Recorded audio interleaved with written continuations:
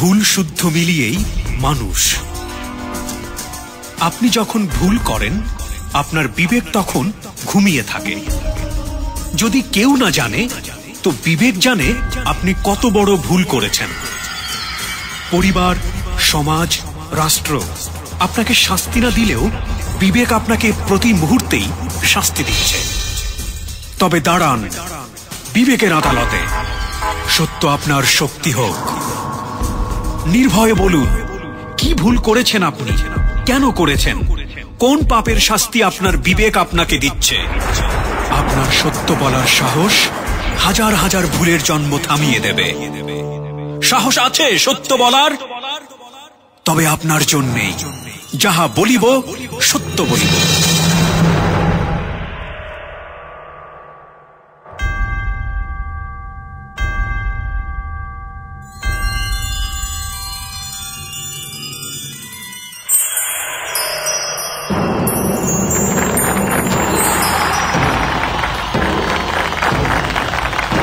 প্রিয় শ্রোতা, রবিবারের রাতে আপনাদের সবাইকে আমন্ত্রণ জানাচ্ছি রয়্যাল টাইগার ড্রিঙ্ক প্রেজেন্টস যাহা বলিব সত্য বলিব আরো একটি আনকোড়া এপিসোডে। শুরু হয়ে গেল কনফেসের টাইম এবং একেবারেই একটু অন্যরকম জেবিএসবি আমরা শুনতে পাচ্ছি। যাহা বলিব সত্য বলিবতে একটা বড় ধরনের পরিবর্তন এসেছে এবং কন্টিনিউয়াসলি পরিবর্তনটা আসবে। পরিবর্তনটা সম্পর্কে আপনাদেরকে আমি প্রথমেই সচেতন করতে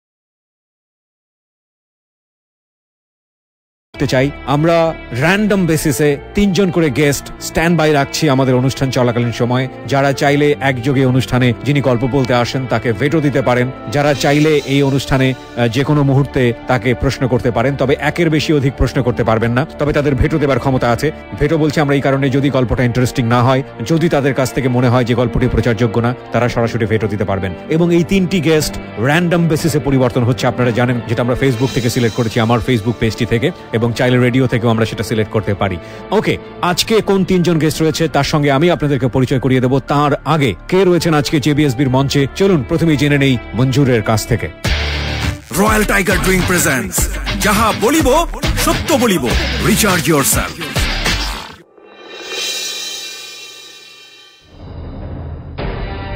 ধন্যবাদ কিবরিয়া। সোনার চামচ মুখে নিয়ে জন্ম নিয়েও আজ যিনি অস্বাভাবিক জীবনযাপন করছেন সেই মাহিন আজ আমাদের সত্য বলার মঞ্চের অতিথি।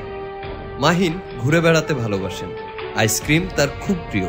মাহিনের আশা ছিল তিনি খুব বড় একজন আইনজীবী হবেন, অথচ নিজেকে জড়িয়ে ফেলেছেন 3টি খুনের ঘটনার সঙ্গে। কিভাবে এমন ঘটল তা জানতে চলুন কিবরিয়ার কাছে। রয়্যাল টাইগার ড্রিঙ্ক প্রেজেন্টস যাহা বলিব সত্য বলিব, রিচার্জ ইয়োরসেলফ।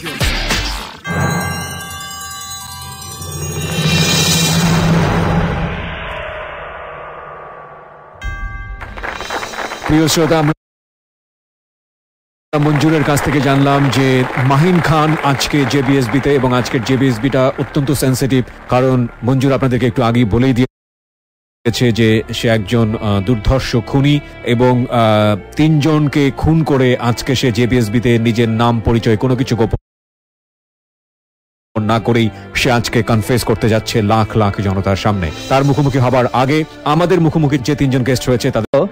আমি অয়ন, জাহাঙ্গীরনগর বিশ্ববিদ্যালয় থেকে। ওকে, দেন আপনি বলেন। আমি সোহাগ বলছিলাম, তেজগাঁও কলেজ থেকে। ওকে, আপনার? আমি সাব্বির, সরকারি। যিনি পুরো অনুষ্ঠান শুনে তার মূল্যবান জানলাম যে 3 জন রয়েছে আমাদের সঙ্গে, যারা চাইলে আমাদের অনুষ্ঠানে একসাথে ভেটো দিতে পারেন। ভেটো দেওয়ার ক্ষমতা তাদের হাতে আছে, এবং একই সাথে তারা অনেক ধন্যবাদ। আজকে মাহিন প্রথমে ইন্ট্রোডাকশন দিয়েছে আমাদের গেস্ট, আমরা খুব চাইলে আমাকে বলার জন্য তারা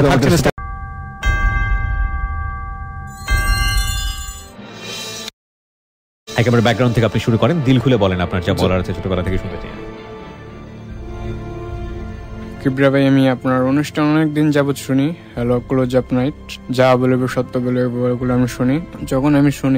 যখন আমি ক্লাস 8-এ পড়ি, তখন আমরা 3 ভাই, আমি 2 নাম্বার। আমার মা বাবার কাছে কখন আমি ভালোবাসা দেন, যেটা মা বাবার একটা ছেলের প্রতি আগ্রহ বা তার বেবি, আমি সেটা আমি পাইনি। দেন আমি যখন ক্লাস 9-এ উঠি, তখন একটু আমার পরীক্ষাটা রেজাল্ট ভালো হয়।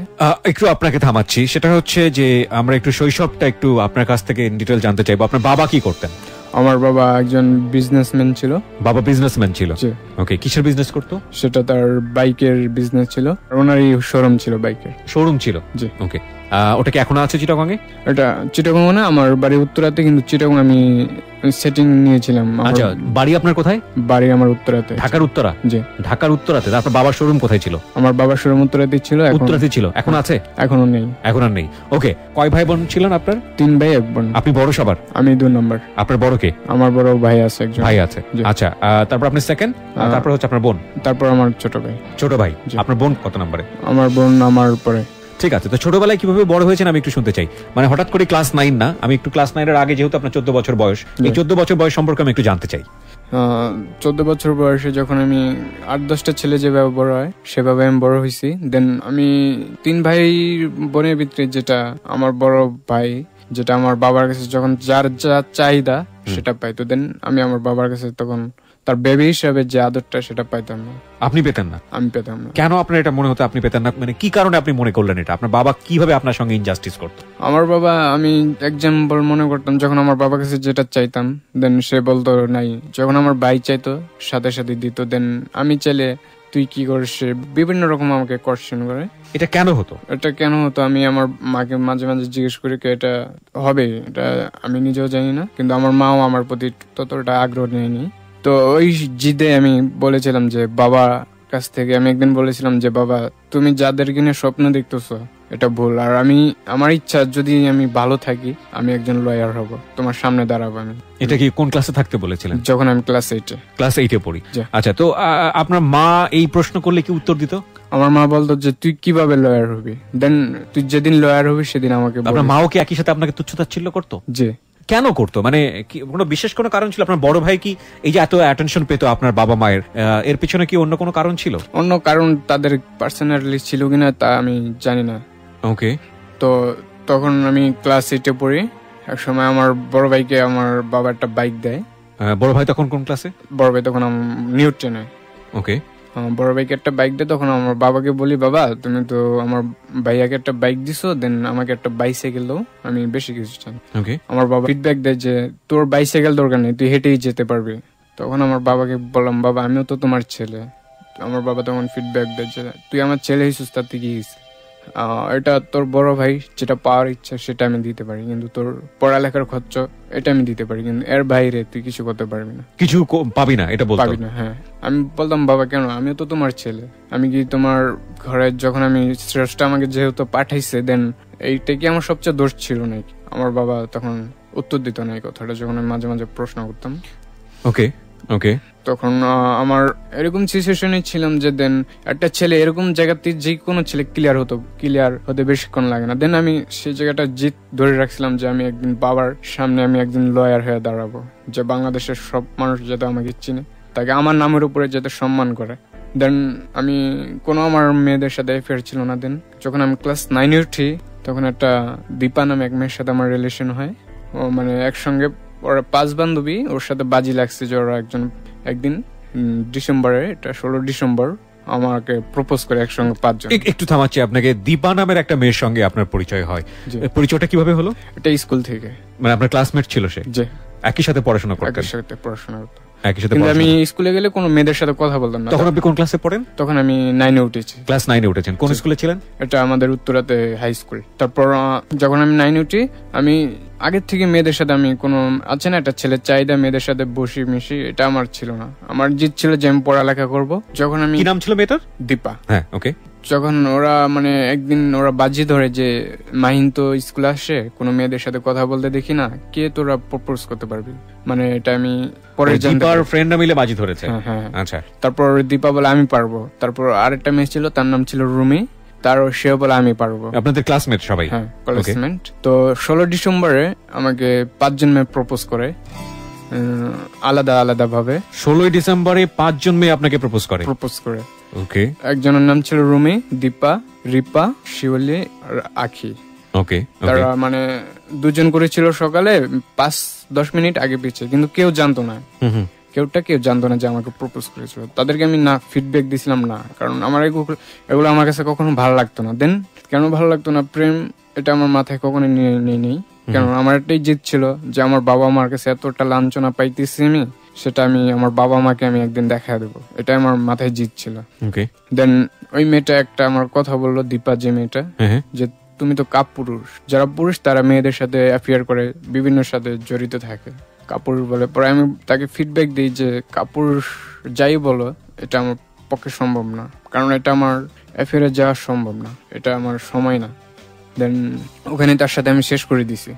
তো ফাইন, একদিন যখন আমি আবার স্কুলে যাই, সে মেয়েটা কি করলো, সে ট্যাবলেট খেলো, কতগুলো ঘুমের ট্যাবলেট খেয়ে ফেলছে। তারপর আমার বাসায় খবর যায়, রুমি নামের যে মেয়েটা ছিল ও আমাকে যা বলে যে দীপা এরকম এরকম করছে, ঘুমের ট্যাবলেট খেয়ে ফেলছে। ওকে, হ্যাঁ, আপনি আপনার নামটা বলে প্রশ্নটা করুন। আমি অয়ন। জি, আমার প্রশ্নটা হচ্ছে, মেয়েটি তো আপনাকে বাজি ধরে প্রপোজ করলো, তাহলে পরে কেন আবার এগ্রি না করার কারণে মেয়েটি সুইসাইড করতে যাবে? তো এই বিষয়টা আমার কাছে কেমন যেন অবিশ্বাস্য লাগছে আর কি। ফাইন, ও যে প্রশ্নটা আপনাকে করেছে আমাদের লিসনার, যিনি এখনই স্টুডিওতে আমার সঙ্গে স্ট্যান্ড বাই আছেন, এটা আমারও প্রশ্ন, খুবই গুরুত্বপূর্ণ একটা প্রশ্ন করেছে যে আসলে এই বিষয়টা বিশ্বাসযোগ্য হচ্ছে না, কারণ তারা তো বাজি ধরে একসাথে 5 জন প্রপোজ করেছে, ফ্রেন্ডদের সাথে বাজি ধরে। সে মেয়েটাকে আপনি এগ্রি না করলে তারা তো আসলে এটা নিয়ে সিরিয়াস হওয়ার বিষয় না, সেক্ষেত্রে তারা কেন সুইসাইড, মানে সে কেন সুইসাইড করতে যাবে? রাইট, হ্যাঁ, সে সুইসাইড করতে যাবে কেন? যখন আমি জানতে পারি সে আমাকে ক্লাস 8 থেকে পছন্দ করে, দেন সে আমাকে অনেকদিন ধরে পছন্দ করে, এটা শেয়ার পরে জানতে পারি আমি। কেঁদে দিয়ে বলে যে মাহিন আমি তোমাকে চাই। পরে বললাম দীপা, হ্যাঁ, আমি তখন ওকে হ্যাঁ বলে দিলাম। পরে আমি শেয়ার করলাম ওকে আমার কথাগুলো। ও আমাকে ওয়াদা করেছিল যে হ্যাঁ আমি তোমার সঙ্গে সারা জীবন থাকতে চাই, আমিও তোমাকে উৎসাহ দিতে চাই, তুমি যাতে লয়ার হয়ে তোমার বাবা মার সামনে দাঁড়াতে পারো। আমি কি ওকে?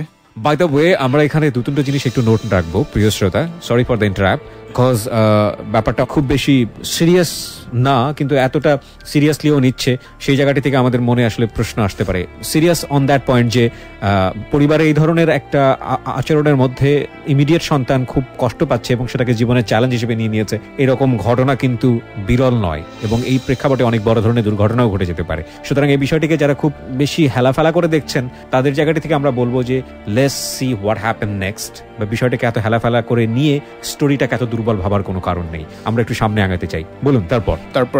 তো রুমি নামের যে মেয়েটা, সে একটু চোখের পানি কিরকম টলমলো যখন দীপার সাথে আমার রিলেশন হয়ে যায়। মানে কি রুমিও আপনাকে পছন্দ করতো? হ্যাঁ, সেটা আমি জানি না, সেও নাকি আমাকে ক্লাস 8 থেকে পছন্দ করতো। আচ্ছা, তখন সে আমাকে একদিন বলে মাহিন কেঁদে দিচ্ছে। তখন আমি বলি দেখো আমার জীবনে তো একজন আসছে, দেন তুমি আমার ফ্রেন্ড হিসাবে থাকতে পারো। তখন সে বললো যে হ্যাঁ আমি তোমার ফ্রেন্ড হিসাবে থাকতে চাই। ওকে ফাইন, তখন এভাবে কাটতে থাকলো। তো একদিন হুট করে দীপা আমার গার্লফ্রেন্ড, ওকে নিয়ে যখন আমি স্কুলে ঢুকতেছি তখন সবাই জেনে গেল, স্কুলের টিচার থেকে শুরু করে সবাই জেনে গেল। জানার পরে তখন ওকে নিয়ে আমি স্কুলে ঢুকতেছি, একটা ছেলে আসছিল খুব পাওয়ারফুল, ওর বাবা খুব পাওয়ারফুল ছিল। ছেলেটার নাম ছিল রাকিব। তো দীপাকে একদিন সেলফি তুলছে আর কি ফোনে। জি, পরেও আমাকে বললো মাহিন এরকম রাকিব নামে একটা ছেলে আসছে, ও আমার ফোনে সেলফি তুলছে। আমি কি এটা হতেই পারে স্বাভাবিক, একটা স্কুল যেহেতু। দীপা? হ্যাঁ দীপা। ওকে, তখন আমি বললাম এটা ফ্রেন্ড হিসেবে তুলতেই পারে স্বাভাবিক, যেহেতু স্কুল ভর্তি হয়েছে। আমি ততটাই নিইনি, মেনটেনে নিই। তো একদিন যখন আবার ও একা একা স্কুল আসছিল দীপা, তখন আমি সেদিন আসিনি, সেদিন আমার অসুস্থ ছিল। জি, আমি খুব জ্বর হয়েছিল।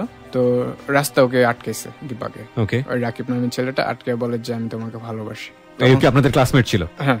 ওকে, তখন ও বললো যে দেখো মাহিন ওর সাথে আমার রিলেশন আছে। তখন রাকিব বললো না, ওর সাথে রিলেশন যদি করতে চাও আমি ওকে মেরে ফেলবো, দীপাকে বলছে ওই ছেলেটা। ওকে, তখন দীপা বলে যদি এত সাহস থাকে ওর গায়ে হাত দিয়ে দেখাও তুমি, আপনাকে মেরে ফেলার হুমকি দিয়েছে? হ্যাঁ। ওকে, পরে দীপা এই ফিডব্যাকটা দিয়ে চলে যায়। তখন দীপা আমাকে বলে, তখন ফোন বের হয়েছি কিন্তু আমি ফোন নিইনি, তখন আমার ফোন ছিল না।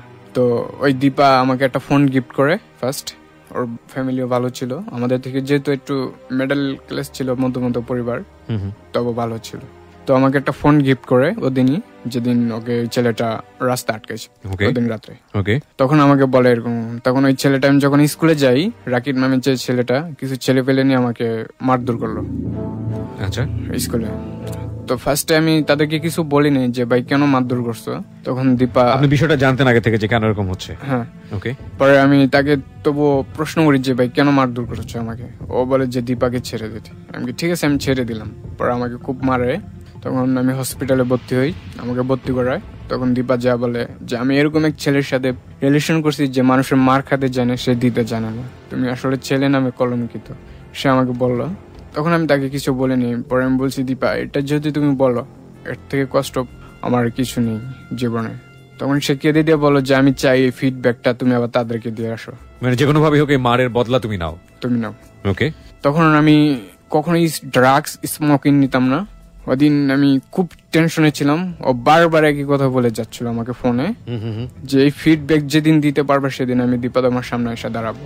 তো আমি ওদিন, কিবরিয়া ভাই যদি বিশ্বাস করেন বলবো, আমি ওই দিনটাতে কখন আমি স্মোকিং খাইনি। আমি স্মোকিং করছি সারাদিনে 5 প্যাকেট। ওই দিনে করার পরে আমার বমি করে দিছি অলরেডি। বমি করে দিয়ে তখন আমি কিছুটা অসুস্থ ছিলাম রাত্রে এই ঘটনাটা। তখন আমি আমার এক ফ্রেন্ড 3 জন আমরা গেলাম, ওরা ছিল 13 জন। আমরা যে স্কুলে পড়তাম স্কুলের সামনে দাঁড়া ছিল, একটা বাইক ছিল আমার এক ফ্রেন্ডের, নিয়ে গেলাম। আমার সাথে আমার হাতে একটা হকি স্টিক ছিল। যাই আমার মাথায় কোনো কিছু ছিল না, তাদেরকে আমি পিটাই খুব। যে ছেলেটা আমাকে মারছিল ওই ছেলেটা খুব বেদরভাবে পিটাই। আমরা 3 জন মিলে 14টা ছেলেকে পিটাই। 3 জন মিলে আপনারা 14টা ছেলেকে পিটাই? আমাদের হাতে হকি স্টিক ছিল, আমাদের 3 ফ্রেন্ডের হাতে, তাদেরকে খুব পিটাই। যে ছেলেটা আমাকে মারছিল ওই ছেলেটার হাত ভেঙে গেছিল। আমি যে বাড়ি দিছিলাম তার হাতটা 3 খন্ড হয়ে গেছিল এক বাড়িতে, ডান হাত। এটা কোন ক্লাসে থাকা অবস্থায়? এটা তখন ক্লাস 9।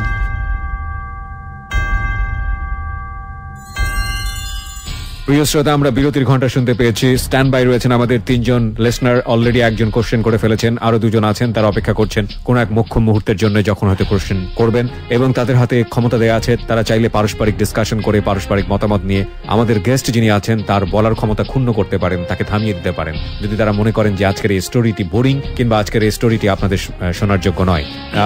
এটি এই প্রথম কোন একটা, মানে আমি বলতে পারি রেডিওতে সরাসরি লিসনারের একেবারে স্টুডিও পার্টিসিপেশনে কোন অনুষ্ঠানের একদম গুরুত্বপূর্ণ অংশ হয়ে যাওয়া। যাহা বলিব সত্য বলিব, বাংলাদেশের রেডিওর ইতিহাসে সবচাইতে চ্যালেঞ্জিং রিয়েলিটি শো। দিনকে দিন এটার চেহারা পাল্টে যাবে এবং কনফেসের জায়গাটি আরো বেশি মজবুত হবে। কনফেসের জায়গাটিতে 3 জনের যেরকম ভেটো দেবার ক্ষমতা আছে, ঠিক একইভাবে ভেটো দেবার ক্ষমতা আছে আপনাদেরও। যদি কোনো বিষয় আমাদের কাছে কন্ট্রাডিক্টরি মনে হয়, সরাসরি আমরা আপনাদেরকে SMS পোলের আহ্বান করব, আপনারা সেখানে ভোট প্রদান করতে পারবেন। এই ফাঁকে একটু বলতে চাই, জীবনের গল্প পার্ট 3 বইটি এবারের বইমেলাতে পাওয়া যাবে। যারা অ্যাডভান্স বইটি পেতে চান, সংগ্রহ করতে চান, তারা ফোন করুন রকমারি.com এর 16297 এই নাম্বারে। আমি আরো একবার বলছি, 16297 এই নাম্বারে। খুবই লিমিটেড সংখ্যক বই বাজারে আসছে, দ্রুত অর্ডার দিন যদি আপনি সংগ্রহ করতে চান। 16297। আমি 4 মিনিট পরে আবারও ফিরে আসছি। আজকের এই গেস্টকে দেখার জন্য আপনারা চলে আসতে পারেন আমাদের ফেসবুক পেজে। ফেসবুকের ঠিকানা www.facebook.com/kibria.rj। আমি আবারও বলছি www.facebook.com/kebria.rj। পেজটি আছে RJ কিবরিয়া নামে। যদি কেউ এখানে স্টুডিওতে গেস্ট হিসেবে আসতে চান, তাহলে আপনি আমাকে ইনবক্স করবেন কিংবা আমার ওয়েবসাইটের মাধ্যমেও যোগাযোগ করতে পারেন। আমার ওয়েবসাইটের ঠিকানা হচ্ছে www.rjkibria.com, rj-kebria.com, that is rjkibria.com। ওই পেজে গিয়ে লেটস টক নামে একটা সেকশন আছে, ওখান থেকে আপনি চাইলে আমাকে SMS করতে পারেন। ফিরে আসছি ঠিক 4 মিনিট পরে। 4 মিনিট পর প্রিয় শ্রোতা, আরো একবার স্বাগত জানাচ্ছি রয়্যাল টাইগার ড্রিঙ্ক প্রেজেন্স যাহা বলিব সত্য বলিবতে। আমি RJ কিবরিয়া রয়েছি আপনার সঙ্গে এবং আপনারা শুনছেন ABC রেডিও FM 89.2। আজকে এখানে কনফেস করছে মাহিন। যদি আপনি কনফেস করতে চান, ফোন করবেন আমাদেরকে। আমাদের ফোন নাম্বারটি হচ্ছে 09613892892। আমি আবারও বলছি 09613892892। কথা না বাড়িয়ে আবারও ফ্লোর দিচ্ছি মাহিনকে। ওকে মাহিন, আমরা যেখানটায় ছিলাম, আপনি বেধড়ক পেটালেন আপনার রাকিব নামের ছেলেটাকে এবং পিটিয়ে আপনি হাত 3 খণ্ড করে দিয়েছেন, অ্যাকর্ডিং টু ইয়োর ভয়েস। বলুন তারপর যখন পিটায় তাকে 3 খণ্ড হাত করে দিই আমি, তখন আমার এক ছোট ভাই, আমার এক বেশ ছোট, একটা পিস্তল নিয়ে আসে 6 রাউন্ডের, আমি জানি না। তখন ওই 3টা গুলি করে 3 জনের হাত, একজনের হাতে লাগে আরেকজনের পায়ে। ওকে, লাগার পরে তারা ওই ছেলের বাবা মা, যাকে আমি পিটাই, আর যারা আহত হয়েছে গুলিতে, তারা সবাই মিলে যে আমাকে একটা অ্যাটেম্প টু মার্ডারে মামলা দেয়, ফার্স্ট মামলা। তখন কত সালে এটা? এটা 2006। ক্লাস 9-এ পড়েন যখন আপনি, সেই সময় আপনি প্রথম একটা মার্ডার কেসের আসামি হলেন। অ্যান্ড ভেরি ইম্পর্টেন্ট প্রিয় শ্রোতা, ওর ফ্যামিলিতে অ্যাকসেপ্টেন্সের অবস্থা কিন্তু খুব নাজুক ছিল। এই অবস্থায় ও একটা মার্ডার কেসের আসামি হয়েছে। আপনি বুঝতেই পারছেন যে ওর অবস্থাটা কোন দিকে যাচ্ছে। বলুন তারপর। যখন আমাকে ওই মামলাটা দেয় মার্ডার, অ্যাটেম্পট টু মার্ডার, তখন স্কুলের টিচার ওনারা সবাই আমার পক্ষে হয়ে কথা বলে থানায় যে ছেলেটাকে আগে ওরা হিট করছে, তারপর ছেলেটা হিট করছে। তখন ওই মামলাটা নরমালি হয়ে যায়, তখন সেটা কোনো নিয়ে বাড়াবাড়ি হয়। কিন্তু মামলা হওয়ার পর আপনার ফ্যামিলিতে রিঅ্যাকশন কি হয়? আপনার বাবা মা আপনাকে কিভাবে ট্রিট করে? কি হচ্ছিল ওই সময়টাতে? তখন করছিলেন? তখন আমার বাবা বলে যে আমার ঘর থেকে একটা ক্লিয়ার নামে একটা ছেলে জন্ম নিয়েছে, যে ছেলেটা মাহিন। তখন 3 দিন আমি ভাত খাইতে পাই নাই, আমাকে খেতে দেয় নাই আমার বাবা। ওই সময়টা গার্লফ্রেন্ডের রেসপন্স কি ছিল? আমার গার্লফ্রেন্ড তখন রেসপন্স দিছে, তখন সে বলছে এই আমার মাহিন, যে মায়ের ফিডব্যাক দিয়ে আসছো তুমি। তখন ও আপনাকে শাবাশ দিয়েছে? হ্যাঁ। তখন আমি যখন জানতে পারে ও আমি 3 দিন ধরে খাই না, আমি কাউকে বলিও না, আমার ফ্রেন্ডের কেউ জানে না। যখন ও আমাকে দেখে বুঝতে পারছে মনে হয়, তখন ও আমাকে জড়া ধরে কেঁদে দেয়। এটা ছিল আপনার উত্তরাতে স্কুলের সামনে একদম ওপেন রাস্তাতে। বাই দ্য ওয়ে, আরেকজন লিসনাররা একটু আগে বেল বাজিয়েছেন, আমি তার কথা শুনতে চাই। সোহাগ বলছি, কিবরিয়া ভাই। আমি বলতে যাচ্ছিলাম যে পুরো স্টোরিটাই আমার কাছে অবিশ্বাস্য মনে হচ্ছে। আমার মনে হয় একটা SMS পোল যদি করেন, মানে একটা SMS পোল আহ্বান করা উচিত। ওকে, আপনি যেটা বলছেন যে আপনার কাছে বিষয়টা অবিশ্বাস্য মনে হচ্ছে, পুরো বিষয়টাই ওর বলার জায়গাটা ততটা স্ট্রেংথ না, এবং সেজন্য আপনি আমাকে অনুরোধ করছেন একটা SMS পোল আহ্বান করার জন্য। Fine, due to your respect sir, I will call of course an SMS poll. আমার মনে হয় যে কিছু বিষয় খুব কন্ট্রাডিক্টরি মনে হচ্ছে, যে আমরা যেভাবে এক্সপেক্ট করছিলাম যে একটা গুলি খাওয়া, বা একটা গুলি খাওয়া ঠিক না, গুলির পরে একটা কেসে জড়িয়ে যাওয়া, খুব স্বাভাবিকভাবে সেটাতে বের হয়ে আসা, ফ্যামিলি থেকে খুব স্ট্রং রিয়াকশন না হওয়া, সবকিছু মিলিয়ে একটা ধোঁয়াশার জন্ম হয়েছে। আপনারা কি মনে করেন, লাখ লাখ শ্রোতা যারা শুনছেন, ও কি আসলে যেটা বলছে সেটাকে বিশ্বাসযোগ্য করা যায়? এবং on the basis of his speech আমরা কি ওকে আরো সামনে যাওয়ার সুযোগ দিব কি না, মানে ওকে বলার সুযোগ দিব নাকি দিব না? আপনারা যদি মনে করেন যে ওকে বলার সুযোগ দেয়া যায়, তাহলে আপনারা লিখবেন ইয়েস। আপনারা যদি মনে করেন যে বলার সুযোগ দেওয়া উচিত না, কারণ যেটা বলছে সেটা বিশ্বাসযোগ্য না, তাহলে আপনারা লিখবেন নো। আমরা কিন্তু প্রথমেই অনুষ্ঠানের বলে নিয়েছি যে ও কিন্তু 3টা খুনের আসামি, এবং একটা খুনের ঘটনাও এখন পর্যন্ত রিভিল করেনি, সেটা হয়তো বা সামনে হবে। কিন্তু আপনারা আসলে শুনতে চান কিনা? যদি আপনারা মনে করেন যে ওকে সুযোগ দেওয়া উচিত, তাহলে প্রথমে লিখবেন ABC। SMS করতে হবে আমাদেরকে, সেলফোনে গিয়ে প্রথমে লিখতে হবে ABC স্পেস ইয়েস অথবা নো, এরপর পাঠিয়ে দিতে হবে 2221 এই নাম্বারে। আমি আবারও বলছি 2221 এই নাম্বারে। মাহিন, কম্পিউটারের কাছ থেকে আমরা একটু পরেই জানবো যে কত % লোক ইয়েস বলেছে, কত % নো বলেছে। তবে তার আগে আমরা আরো খানিকক্ষণ, যেহেতু সময় লাগবে আমাদের, আমরা আপনাকে সুযোগ দিতে চাই। Fine, define yourself. আপনি যে জায়গাটাই ছিলেন, যে ওই সময় আপনার গার্লফ্রেন্ড আপনাকে প্রশংসা করলো, কিন্তু পরিবারে বাবা বললো যে আসলে আমার পরিবারে একজন খুনি জন্ম নিয়েছে, যেভাবে আপনাকে ট্রিট করছিল। মামলা থেকে অব্যাহতি পেলেন কিভাবে? মামলা থেকে অব্যাহতি পাইনি, তখন চলছিল মামলা। কিন্তু আমাকে যখন প্রশাসন আসে ধরে নিতে, তখন আমার টিচার, স্কুলের যারা ছিল সবাই আমাকে সাপোর্ট দিয়েছে।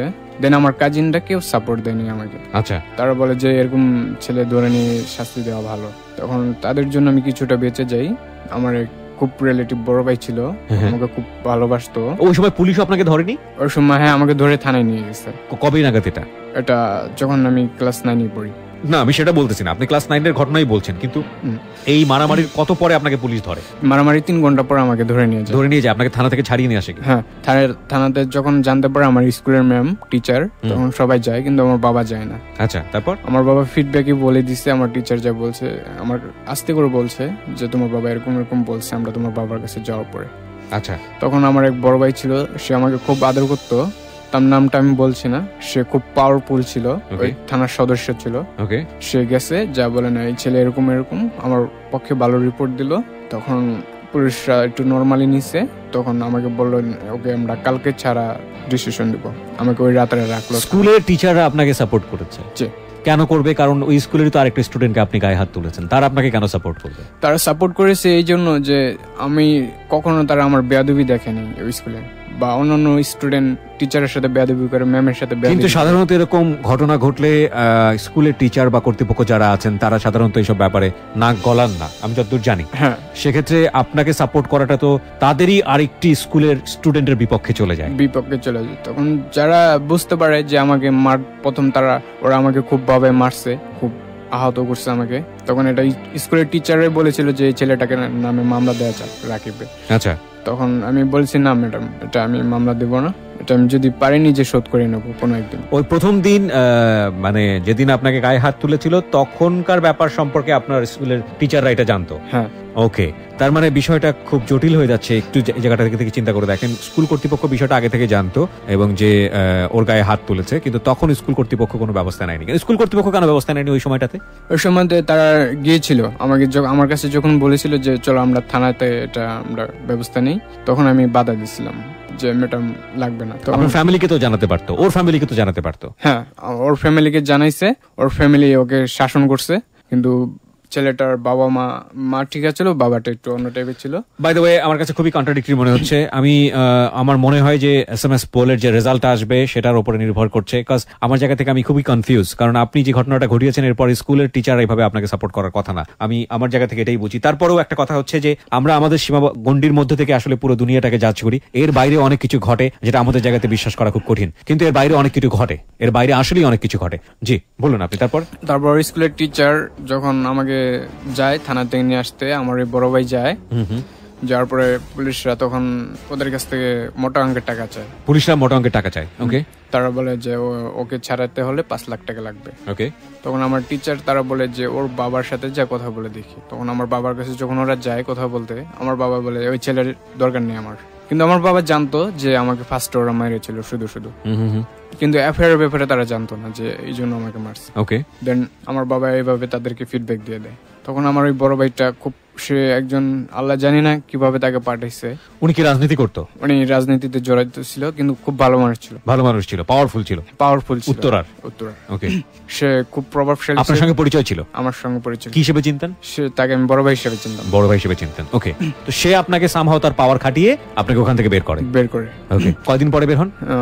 যেদিন নিয়ে যায় তার একদিন রাতের পরে, মানে এক রাতের পরে আপনি ওখান থেকে বের হয়ে আসেন? এক রাতের পরে সকাল 9টা বাজে নিয়ে আসেন। এরপরে আপনার লাইফটা কেমন ছিল? স্টেপ বাই স্টেপ আমরা একটু সামনের দিকে আগাতে চাই। তার আগে প্রিয় শ্রোতা, আমরা কম্পিউটারের কাছ থেকে জেনে নেব SMS পোলের রেজাল্ট।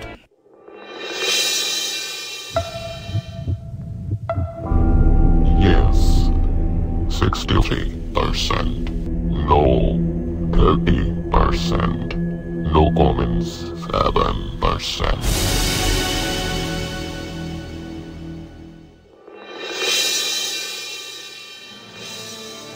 ফাইন, কম্পিউটার বলছে 63% হচ্ছে ইয়েস এবং 30% হচ্ছে নো, আর বাকিটুকু হচ্ছে 7% হচ্ছে নো কমেন্টস। বুঝতেই পারছেন যে আমাদের যারা লিসনার তারা ওকে কন্টিনিউ করার সুযোগ দিয়েছে, যদিও আমি বলবো যে নোর পার্সেন্টেজটা অনেক বড়।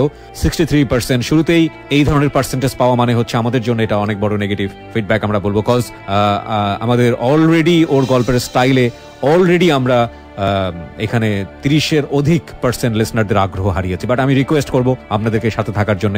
এমনও হয় যে সামনে গিয়ে হয়তো বা আপনি যে কন্ট্রাডিকশনে এখন ভুগছেন সেগুলোর উত্তর আপনি পেয়ে যাবেন। বাই দ্য ওয়ে, আমাদের সঙ্গে স্ট্যান্ড বাই আছেন আরো 3জন লিসনার। এখানে একজন অলরেডি কোয়েশ্চেন করে ফেলেছেন, বাকি 2জনকে আমরা ফ্লোর দিব যে কোনো মুহূর্তে যদি তারা চান। আমি আবারও আপনার কাছে ফিরছি। মাহিন জি, যেখানটা আমরা ছিলাম, তারপর কি হলো? তারপর আমাকে নিয়ে আসে, তারপর আমার ওই বড় ভাই আমাকে তার কাছে নিয়ে যায়। তারপর আমি থানাতে আসার পর আমার বাসায় যাই। ফার্স্টে আমার ওই বড় ভাই বাসায় পাঠায় যে বাবার কাছে যাও। ওকে। তখন আমার বাবা আমাকে একটা মোবাইল ছিল তার হাতে টাচ, ওইটা দিয়ে আমাকে ফিক্কা মারে আমার গায়ে লাগেনি। তখন বলে যে তোর মতো ছেলে আমার দরকার নেই। ওকে। যেহেতু আমার বাবা একজন সম্মানী ব্যক্তি ছিল, সে একটু পাওয়ারফুল ছিল, ভালো, তখন ওই এলাকার তার নাম শুনলে সবাই ভয় পাইতো। তখন আমার বাবা বলে যে আমি একজন সম্মানী ব্যক্তি হয়ে তোর মতো একটা ছেলে জন্ম দিছি, মানে নিজেকে বড় করে এই কথাটা আমাকে বললো।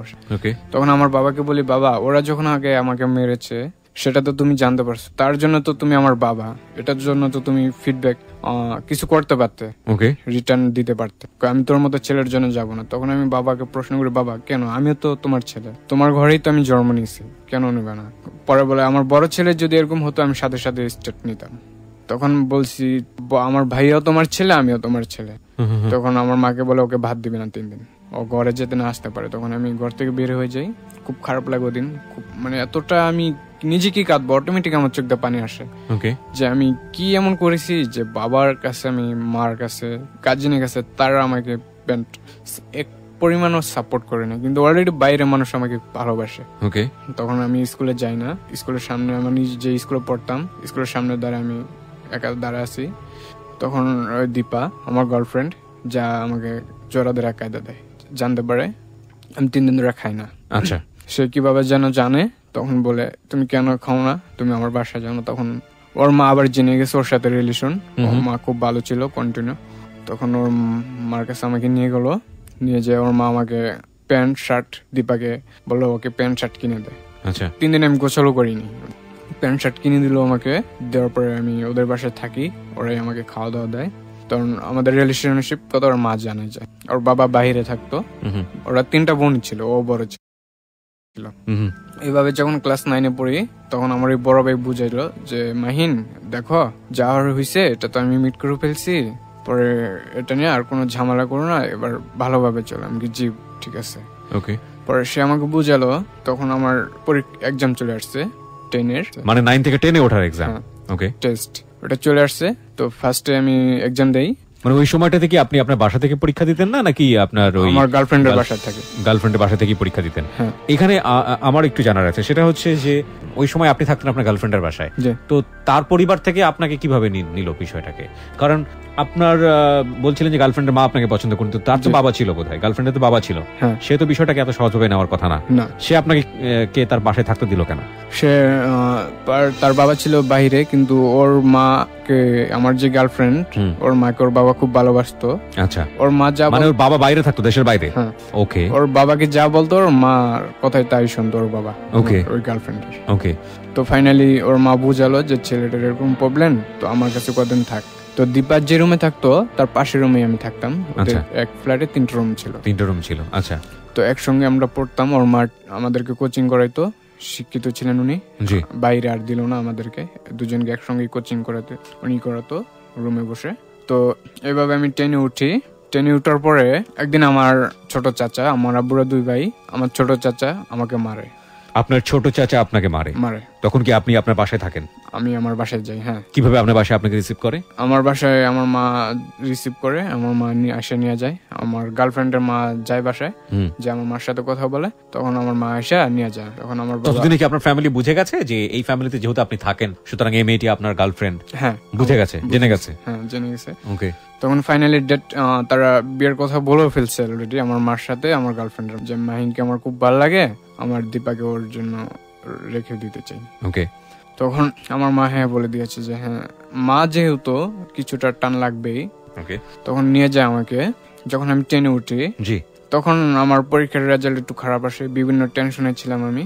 টেনশনটা ছিল যে আমার এই অল্প বয়সে দুটো ঘটনা ঘটে গেছে অলরেডি, ঘটে যাওয়া। আমি খুব একটু কনফিউশনে ছিলাম।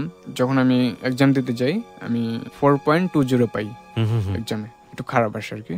তখন এটা শুনে যাক আমার গার্লফ্রেন্ড মোটামুটি খুশি হয়েছে, সবাই খুশি। তো আমার বাবা বলে ও এর থেকে ভালো কিছু করতে পারবে না। মানে সেখানেও আপনার বাবা খুশি না? খুশি না। আমার বড় ভাই ওদিন ভালো রেজাল্ট পাইছে, গোল্ডেন পাইছিল, সেটাতে আমার বাবা খুশি হয়েছে। আচ্ছা। তো এটা আমার খারাপ লাগছে, যেহেতু আমি এক্সামে একটু খারাপ করেছি। আমার নিজের কাছে খারাপ লাগছে, যেহেতু আমি জিআরসি-তে ভালো করছি। জিএসসি-তে? হ্যাঁ। তখন আমার নিজের কাছে একটু খারাপ লেগেছে যে কি করলাম। তখন আমার বড় ভাইকে ওদিন একটা বাইক দেয় আমার বাবা, যেদিন গোল্ডেন পায়। ও কি আপনার সঙ্গে একই ক্লাসে পড়তো? না না, ও আলাদা স্কুলে পড়তো। না, কিন্তু একই ক্লাস ছিলেন কিনা আপনারা? না, ও আমার উপরে ছিল, এক ব্যাচ উপরে ছিল। তো ওকে বাইক দেওয়া হলো? ওকে বাইক দেওয়া হলো। তখন আমার মার কাছে বলেছি মা বাবাকে বল আমাকে একটা সাইকেল দিতে, যেটা আপনি একটু আগে ওই প্রসঙ্গে ছিলেন আপনি ইনফ্যাক্ট। হ্যাঁ, যাই হোক, বলেন তারপর। আমি সাইকেল চাইছি, আমার বাবা বলে ওকে কিছু দেওয়া হবে না, ও সাইকেল দিয়ে কি করবে, ও হেঁটেই যাবে স্কুল। স্কুল তো বাসার থেকে দূরে না, কাছেই, 10 মিনিটের রাস্তা। ও একটু দূরে যায়, আমার বড় ভাই একটু দূরে যেত, 15 মিনিটের রাস্তা, এই জন্য আর কি। তখন আমার বাবাকে বললাম বাবা ওদিন আমার কাছে টাকা নাই, আমার মা আমাকে একটু টাকা দিত, আর আমার গার্লফ্রেন্ড আমাকে খরচা চালাতো। ওকে। ওর মার কাছ থেকে নিত যেটা, ওটা কিছুটা আমাকে দিত, নিচে চলতো। দেন আমাকেই দিত বেশি, সে মেয়ে মানুষ, সে রাখতো না। ওকে। পরে একদিন আমার মাকে বলি মা আজকে তো আমার গার্লফ্রেন্ডের বার্থডে ছিল, তো আমাকে সেখানে উইশ করছে। তো আমার মাকে বললাম মা দীপার তো বার্থডে, সেখানে আমাকে ওরা যেতে বলেছে গেস্ট। তখন আমার মা আমার বাবার কাছে টাকা চায় যে আমাকে কিছু টাকা দাও। আমার কথা বলে না আমার মা যে আমাকে 10,000 টাকা দাও। আমার বাবা তাকে প্রশ্ন করে আমাকে কি করবা, যে আমার মা বলে আমার লাগবে তুমি দাও। তো 10,000 টাকা নিয়ে আমার মা আমাকে দেয়। তখন আমি কিছু নিজের জন্য কিনি, কেনাকাটা করি, আমার গার্লফ্রেন্ডের জন্য কিছু কিনি আমি। তার জন্য একটা শাড়ি কিনি আমি উত্তর একটা মার্কেট থেকে। ওকে। আর একটা বোরখা কিনি, সেটা নিয়ে আমি তাকে গিফট দেই। তার মা বোরখা দেখে খুব খুশি হয়েছে। দেন শাড়িটা যখন আমার গার্লফ্রেন্ডের হাতে দিয়েছি, সে অনেক খুশি হয়েছে। লাল একটা শাড়ি ছিল, সে অনেক খুশি, হ্যাপি। তখন সে আমাকে কি করলো, একটা পাঞ্জাবি গিফট করলো ওদিন। সে আমার জন্য পাঞ্জাবি কিনে রাখছে, আমি জানি না। যখন তাকে শাড়ি দিয়ে আমি, সে আমার হাতে পাঞ্জাবি দেয়, যেটা পরে আসো তুমি। তখন আমি পরলাম, ও শাড়ি পরলো। ওর মা নিজে আমাদেরকে দাঁড়া করে একটা সেলফি নিল। সেলফি নেওয়ার পরে সবাইকে বলতেছে যে দেখো আমার মেয়ের হাজবেন্ড, মানে ওর যে কাজিন আসছিল, ফুফু আন্টি, ওর গেস্ট ছিল, সবাই আমাকে পছন্দ করছে। ওখানে জানি না আমি, তারপর দীপার কাছ থেকে শুনি, আমার গার্লফ্রেন্ডের কাছে। তো এইভাবে দুজন পড়ালেখা করতেছি। ও মাঝখানে আমি যে কথাটা ফেলে আসছি, আমার চাচা একদিন আমাকে মারে যখন আমি 10-এ এক্সাম দিই। আমার বাবা যখন খুশি হয়নি, আমার চাচা একদিন আমাকে মারে এই কারণে। আমার বাসায় আমার বাবা ওদিন আমাকে ডাকছিল নাকি, খুঁজছিল, পাই নাই। কি কারণে খুঁজছিল জানি না। তখন আমার চাচা আমাকে রাস্তাতে একটা বাঁশ নিয়ে, চিকন যেটাকে চটি বলা হয়, ওটা 4-5টা বাড়ি দেয়। আমার হাত কেটে যায়, অলরেডি খুব ব্লিডিং হয়েছিল। তো আমার বাবাকে আমার মা বললো যে ও কেন আমার ছেলের গায়ে হাত দিবে, যেহেতু মা একটু খারাপ লাগছে যে ও কেন আমার ছেলের গায়ে হাত দিবে, শাসন করলে আমি করব, তুমি করবা, ও কেন করবে। তখন আমার বাবা চাচুকে জিজ্ঞেস করলো যে এদিকে তুই কেন ওর গায়ে হাত দিলি। তখন জানি না তার ভিতরে কি কাজ করছিল ওদিন, ওই দিনটাতে, যে বলে তুই ওর গায়ে কেন হাত দিলি। পরে বলছে কি যেন বললো, পরে সে আর কিছু বলেনি, যে যা হয়েছে ওকে মাহিনকে নিয়ে ডক্টরের কাছে নিয়ে ব্যান্ডেজ করে বা ওষুধ টষুধ নিয়ে এসে। তখন আমার মা ব্যান্ডেজ করে দিল। আমার মা আবার আমার চাচাকে যা 2টা থাপ্পড় মারছে। তখন আমার চাচু আমার উপরে খুব জিদ হয়ে যারো। তখন যখন আমি এসএসসি দেই, তখন আমার চাচু একদিন, সে তার এক গ্রুপ বেশ ছেলে পেলে লাগাতে আমাকে মেরে ফেলার জন্য অলরেডি ফাইনালি আমাকে মেরে ফেলবে। সেটা আমি জানি কিভাবে, ওর সাথে যে এক ছেলে ছিল, ওই ছেলে আমাকে বলে দেয় যে মাহিন ভাই এরকম, মানে ও চাচু বলে ডাকতো, যে আমার চাচুর নাম ছিল বসু, যে বসু চাচু এরকম আপনার পিছনে ওর গ্রুপের ছেলে লাগা দিচ্ছে, আপনি আজকে এক্সামে যায় না। ওদিন আমার এক্সাম পড়ছিল অনেক দূরে, যেহেতু এসএসসির এক্সাম। সে ওই রাস্তাতে আমি ওদিন যাই নাই আমি এক্সাম দিতে। ফার্স্ট এক্সাম ছিল, তারপর দ্বিতীয় যখন এক্সাম দিতে যাই, সে যখন আসি, তখন কিছু ছেলে পেলে আমাকে অ্যাটাক করে। আমার চাচার ছেলে পেলেরা, তারা আসছিল মুখ বেঁধে, গামছা দিয়ে মুখ বেঁধে আসছে। আপনার চাচার সাথে আপনার বয়সের ডিফারেন্স কত ছিল? আমার চাচার সাথে আমার বয়সের ডিফারেন্স ছিল, আমার চাচা আমার থেকে বড় ছিল, 8 বছরের বড়। ওকে, শুধুমাত্র এই ঘটনাকে কেন্দ্র করে আপনার চাচা আপনাকে ছেলে পেলে দিয়ে পেটালো? ওদিন আমাকে খুব মারে। আমার গার্লফ্রেন্ড আমার সাথে ছিল, তো আমার গার্লফ্রেন্ড আবার একটাকে চিনে যায়, যে আমার চাচার সাথে একটা ছেলে। চিনে যাওয়ার পরে ওখান থেকে আমার গার্লফ্রেন্ড আমাকে নিয়ে আসে। তো মোটামুটি কিছু মেরেছে, আমাকে আহত করার পরে যখন আমাকে নিয়ে আসে হসপিটালে নিয়ে যায়, আমার মা যায় যে কি হয়েছে। পরে আমার দীপা বলে দেয় যে এরকম যে আপনার দেবর ওর ছেলে পেলে ওকে পিটাইছে। তখন ওদিন আমার একটা হাত ভেঙে গেছে, যেদিন আমাকে পিটায় আমার এই হাতটা ভেঙে গেছে।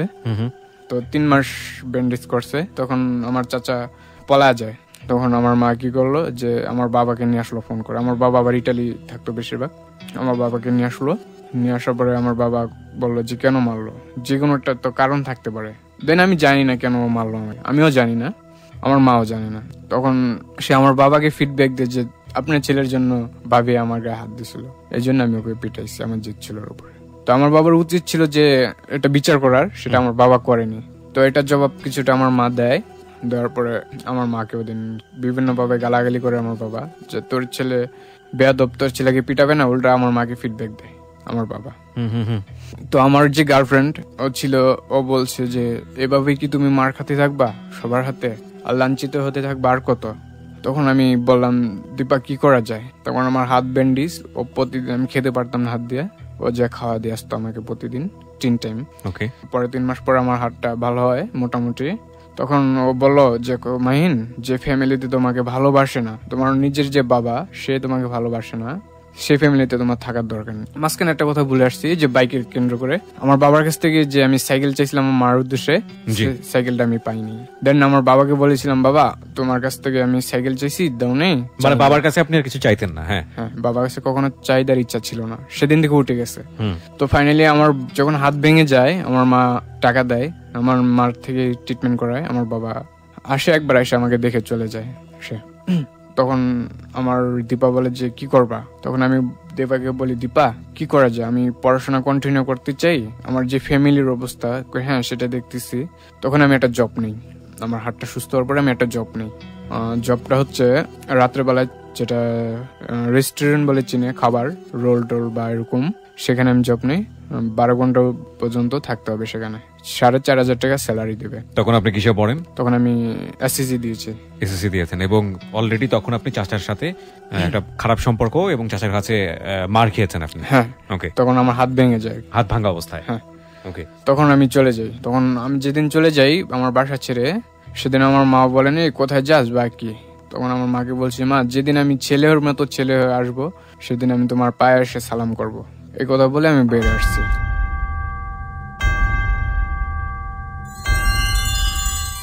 ছেলের মতো ছেলে হওয়া হয়নি আমাদের আজকের এই মাহিনের, এবং যাও হয়েছে সেটা ওর কখনোই এক্সপেক্টেড ছিল না।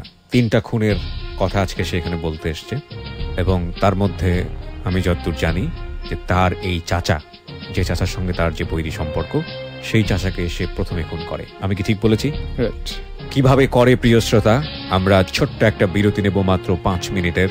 5 মিনিট পরে আমরা আবারও ফিরে আসবো রয়্যাল টাইগার ড্রিঙ্ক প্রেজেন্স যাহা বলিব সত্য বলিবতে।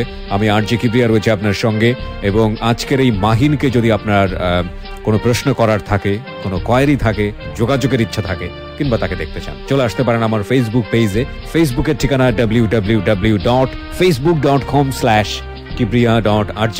আমি আবারও বলছি www.facebook.com/KEBRIA.RJ। পেজটি আছে RJ কিবরিয়া নামে। And please like this page. এই ফাঁকে একটু বলতে চাই, জীবনের গল্প পার্ট 3 বইটি এবারের বইমেলাতে পাওয়া যাবে। যারা অ্যাডভান্স বইটি পেতে চান, সংগ্রহ করতে চান, তারা ফোন করুন রকমারি.com এর 16297 এই নাম্বারে। আমি আরো একবার বলছি 16297 এই নাম্বারে। খুবই লিমিটেড সংখ্যক বই বাজারে আসছে, দ্রুত অর্ডার দিন যদি আপনি সংগ্রহ করতে চান। 16297। ওকে, ফিরে আসছি ঠিক 5 মিনিট পর।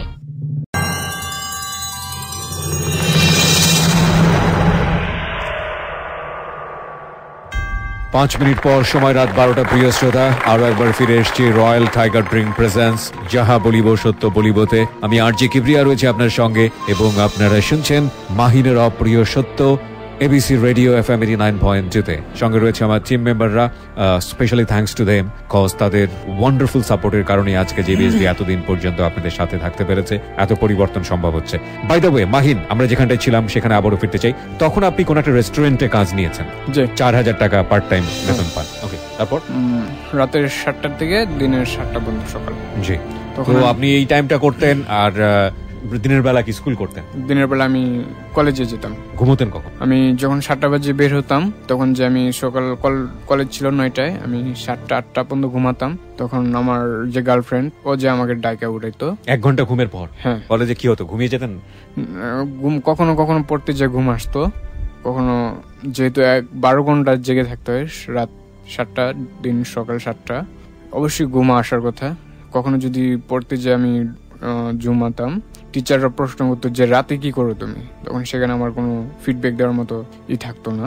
তখন যখন এই প্রশ্নটা করে, তখন আমি আর আমার দীপা কি ক্লাসে পড়ি, ইন্টার ফার্স্ট ইয়ারে, তখন দীপা কান্না করতো খুব, যে কান্না করতো। যখন বের হতাম তখন ও কান্না করতো যে তোমার টিচাররা যদি প্রশ্ন করে তোমার ফিডব্যাক দেওয়ার মতো থাকে না। তখন ওই সময়টাতে আমার চাচ্চু যখন আমাকে মারধর করে, আমার হাত ভেঙে ফেলে, সেটাতে আমি কোনো রিপ্লাই পাই না। তখন আমার দীপা বললো যে যার জন্য তুমি আজকে পরিচিতি, তাকে কি তুমি ছেড়ে দিবা? তখন আমি দীপাকে বললাম, দীপা প্রতিশোধ নেওয়ার সময় অনেক আছে। দেন আমি নিজেকে কন্টিনিউ করি, আমি নিজের পড়ালেখাটা শেষ করি, তারপর কোনো একদিন যদি সুযোগ হয় তাকে আমি জবাব দেব। তাকে আমি রাগের মাথায় তখন এই কথাটা বলি। সে আমার হাত ধরে যখন আসতেছিল কলেজ থেকে বের হয়ে, হাঁটতে হাঁটতে দুজন আমরা 9 নম্বর সেক্টর দিয়ে আসতাম, উত্তর 9 নম্বর সেক্টর। হ্যাঁ, হাঁটতে হাঁটতে তখন সে আমাকে ওপেন, তার বান্ধবী বা নতুন যে ফ্রেন্ড স্যাররা জিজ্ঞেস করতো, সে ওপেনে বলে দিত ও আমার হাজবেন্ড। ওকে, মানে কলেজের সবাই জানতো আমরা হাজবেন্ড ওয়াইফ। ওকে, তো এভাবে জানতো। তো মাঝে মাঝে টিচাররা প্রশ্ন করে, এক কলেজের প্রিন্সিপাল জানে আমার বাবা, আমি খুব প্রভাবশালী একজন ছেলে, তো বলে যে ছেলে ভালো ফ্যামিলির ছেলে। টিচাররা বলতো যে হ্যাঁ বিয়ে দিছে মনে হয়, এরা তারা আলোচনা করতো আর কি কলেজে, তারা জানতো না যে আমি কি করতাম। দেন অনেক টিচার আমাকে এইভাবে প্রশ্ন করে যে তুমি পড়তে এসে কেন ঘুমিয়ে যাও, রাতে কি করো? তখন আমি একদেরকে প্রশ্ন দিতাম যে ম্যাডাম বা টিচার প্রশ্ন করে, স্যার রাতে আমি দেরিতে ঘুমাই, ফিল্মি দেখি বা মুভি টবি, এর জন্য এই প্রশ্নের অ্যান্সার দিতে হতো এখানে। যেহেতু কলেজে সবাই জানে আমি একজন প্রভাবশালী ছেলে, সেখানে আমার ফিডব্যাক দেওয়ার মতো কিছু থাকে না, নিজের কাছে লাজুক মনে হতো। তারপর আমার চাচা আরেকদিন আমাকে মারার জন্য অ্যাটাক করে আমাকে, সেদিন মারতে পারে না, আমার সাথে অনেক ফ্রেন্ড থাকে আমার। তো কি জন্য অ্যাটাক করে আপনাকে মারার জন্য? আবার জানি না কি জন্য সে অ্যাটাক করে আমাকে। তখন আমি আমার দিবা বলে যে ও তোমাকে বারবার মারার জন্য অ্যাটাক করতেছে কেন? আমি মনে ও মনে আমাকে নিজের শত্রু ভাবতেছে এই জন্য। তখন তাকে সে যখন আমাকে মারার জন্য নেয় তখন আমার মাথায় একদিন ঢুকে গেল ওকে শেষ করে দিতে হবে, আমার বাঁচতে হলে ওকে শেষ করতে হবে। দেন তো কিভাবে কি করা যায়, একদিন ও নিজের এক ফ্রেন্ড সার্কেলের সঙ্গে জড়কা করে ওদিকে ওরা খুব মারধর করে চিপায়, মারধর করে ফেলে রেখে যায় ডাস্টবিনে। আমি ঠিক বুঝি না কি করেন আপনি, কাকে ফেলে রেখে যান? মানে আমার চাচুকে, ওর যে ফ্রেন্ড সার্কেল আছে তাদের সাথে একজন গ্যাঞ্জাম হয় ওর। ওদিন আমার নিয়ত ছিল ওকে মেরে ফেলবো, আমি ফুললি নিয়ত করে ফেলছি। ওকে, আমার এক ফ্রেন্ড, তাকে বললাম তুই কি করতে পারা যায়, ও আমাকে একটা রিভলভার নিয়ে আসে আমার জন্য। এই ফ্রেন্ডের কাছে রিভলভার ছিল কিভাবে? ও পাইতো কোথায় রিভলভার? ও একটা খারাপ কাজে জড়িত ছিল। খারাপ কাজ বলতে? বিভিন্ন রাজনীতির সাথে জড়িত ছিল। ওকে, ওর নামটা বলছি না আমি। তখন ওর একটা বাইক ছিল, খুব মধ্যবিত্ত পরিবারের ছেলে, যেহেতু খুব টাকা ইনকাম করতো, দৈনিক বিভিন্ন কাজে জড়িত থাকতো, ড্রাগস ম্যাক্স। ওকে, তখন ওর একটা বাইক ছিল, আমরা 4 জন ছিলাম, যা দেখে আমার চাচাকে মারতেছে, ওর বেধড়া মারতেছে। যে ছেলের সাথে গ্যাঞ্জাম হয়েছে তারা আমাকে চেনে না, আমাদেরকে যে আমরা ওর ভাইস্তা চেনে না। যখন ওকে ফেলে যায় ও তখন বুঝে, মানে খুব মারিনি, বেশি একটা আহত হয়নি। ওই অবস্থায় যে আমি শিশু এনে তাকে গুলি করি। কি করেন আপনি? গুলি করি।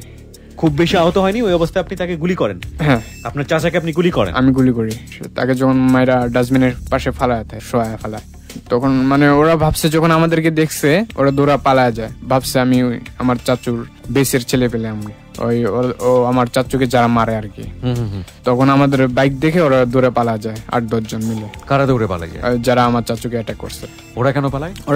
ওরা ভাবছে যে আমরা ওর ছেলে পেলে ওদেরকে ধরতে যাচ্ছি। তো ওদের ভিতরে একজন চিনে ফেলে যে আমি ওর ভাইস্তা। তো ওরা এইভাবে আমাদেরকে 4 জনকে দেখে বাইকে ওরা দৌড়ে পালা যায়। আপনি বাইক পেলেন কোথায়?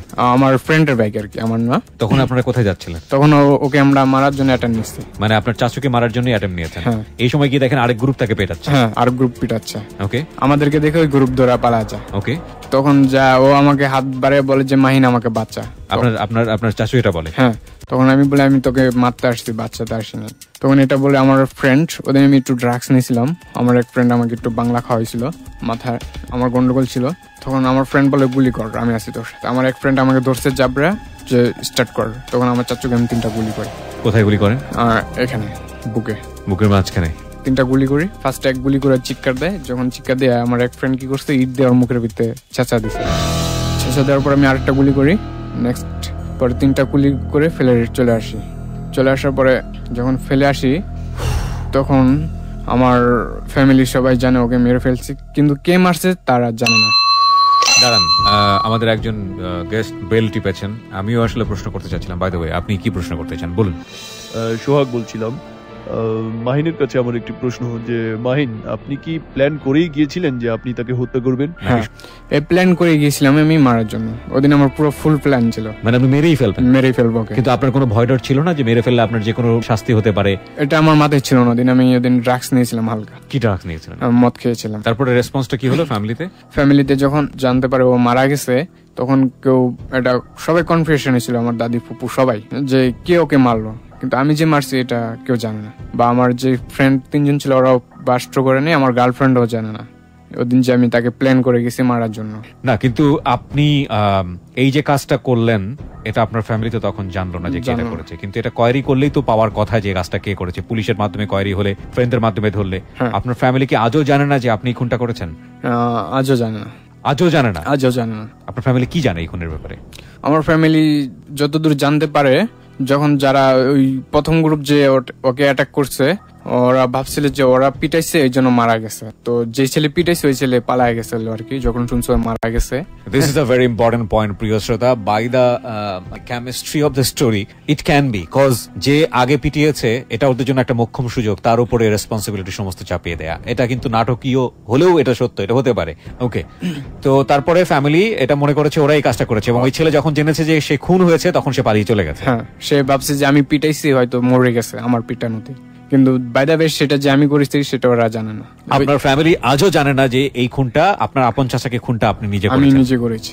দেন যখন ওকে খুন করি তখন আমার ভিতরে কিরকম একটা সেনসিটিভ কাজ করে, যে মানে কিরকম যেন আমি হয়ে যাই। তখন আপনি কি আপনার গার্লফ্রেন্ডকে এটা বলেন যে আপনি খুনটা করছেন? না, আমি তখনও বলি না। আচ্ছা, আমি যখন ইন্টারে 2 বছর পর যখন আমি পরীক্ষা দেই, তখন এক সময় আমরা কলেজ বন্ধ পাই 3 মাসে, তখন আমার গার্লফ্রেন্ড বলে চলো আমরা কলকাতায় যাই ওই খুনের পরে। যেদিন আমি খুনটা করি সেদিন আমার এক্সাম চলতেছিল, ইন্টার সেকেন্ড ইয়ারের ফাইনাল। তো ওই রেজাল্ট আসবে 3 মাস পর, আমার গার্লফ্রেন্ড বলে চলো আমরা কলকাতায় যাই। কলকাতা কোথায় যাব বলে, আমার এক কাজিন আছে ওখানে বেড়াতে যাব, ওর মামা ওখানে থাকে। ওখানে কিভাবে, তখন আমার আব্বুর কাছে টাকা চাই যে বাবা আমার খুব টাকা লাগবে। ওদিন আমার মাথায় এত হট ছিল সেটা আমি নিজেকেও কন্ট্রোল করতে পারিনি, যে বাবার কাছে টাকা চাই, কখনো চাইলে আমি পাই না। আজকে যদি বাবাও না দেয় বাবার অবস্থা ট্রাই করে দেবো। আমি ডিসিশন নেই, বাবাকে বলি বাবা আমাকে টাকা দাও। কত লাগবে? 27 লাখ টাকা দাও। কত? 27 লাখ টাকা চাই আমার বাবার কাছে। ওই ফার্স্ট 27 লাখ টাকা। কেন এভাবে চান 27 লক্ষ টাকা? 27 লক্ষ টাকা আমার কারণ ছিল আমি কলকাতা যাব, দেন সেখানে আমি 3 মাসের জন্য যাব, আর আমি একটা বাইক কিনবো, আমার প্ল্যান ছিল। তো সেটার জন্য 27 লক্ষ টাকা কেন লাগবে? এই জন্য চেয়েছি যে আমি কখনো কিছু চাইলে পাই না, আজকে আমি মোটা অঙ্কের টাকা আমার বাবার কাছ থেকে নিব, যে বাবা হোক। তো আমার বাবার কাছ থেকে আমি 27 লক্ষ টাকা চাই। আমার বাবা বলে তোকে কেন 27 লক্ষ টাকা দেবো, কিছু দিতে পারি, 1 লাখ টাকার মধ্যে দিতে পারি, তুই কেন 27 লক্ষ টাকা নিবি? আমার বাবাকে বলি তুই যদি না দেস তোর খবর আছে। এই ধরনের কথা আপনার বাবাকে বলেন? হ্যাঁ। বাই দ্য ওয়ে, সেই সময়টা থেকে আপনি আপনার যাদের সঙ্গে ঘুরতেন, এই খারাপ ছেলে পেলে বা যারা আপনাকে সাপোর্ট দিচ্ছে, তাদের সঙ্গে তো আপনি মুভ করা শুরু করেছেন, বা তাদের সঙ্গে মিশে আপনি খারাপ কাজও শুরু করেছেন। তার মানে আপনি পুরোপুরি ইনভলভ হয়ে গেছেন, এরাই আপনার শক্তি যোগাচ্ছে। হ্যাঁ, তখন আমার বাবাকে বলি যে 27 লাখ টাকা আজকে রাতে যদি না পাই আমি, তোরকে আমি কি করবো নিজেও জানি না। স্ট্রেট করে আমি আমার ঘর থেকে বের হয়ে যাই, আমার বাবার সামনে তুই চলে আসি বাইরে। তখন আমার বাবা কনফিউশন হয়ে যায়, যে ছেলে আমার মুখের দিকে তাকায় কথা বলে না, সেই ছেলে, আমি যে ছেলেকে এত টর্চার এত করছি কখনো ফিডব্যাক দেয়নি, সেই ছেলে আজকে আমার মুখের সামনে দাঁড়া আমার মার কাছে বলে যে আমার সামনে দাঁড়া 27 লক্ষ টাকা ছিনতাইকারী যেভাবে চায় সেভাবে চায় আমার ছেলে। তো আমার বাবা সেই টাকাটা দেয় না।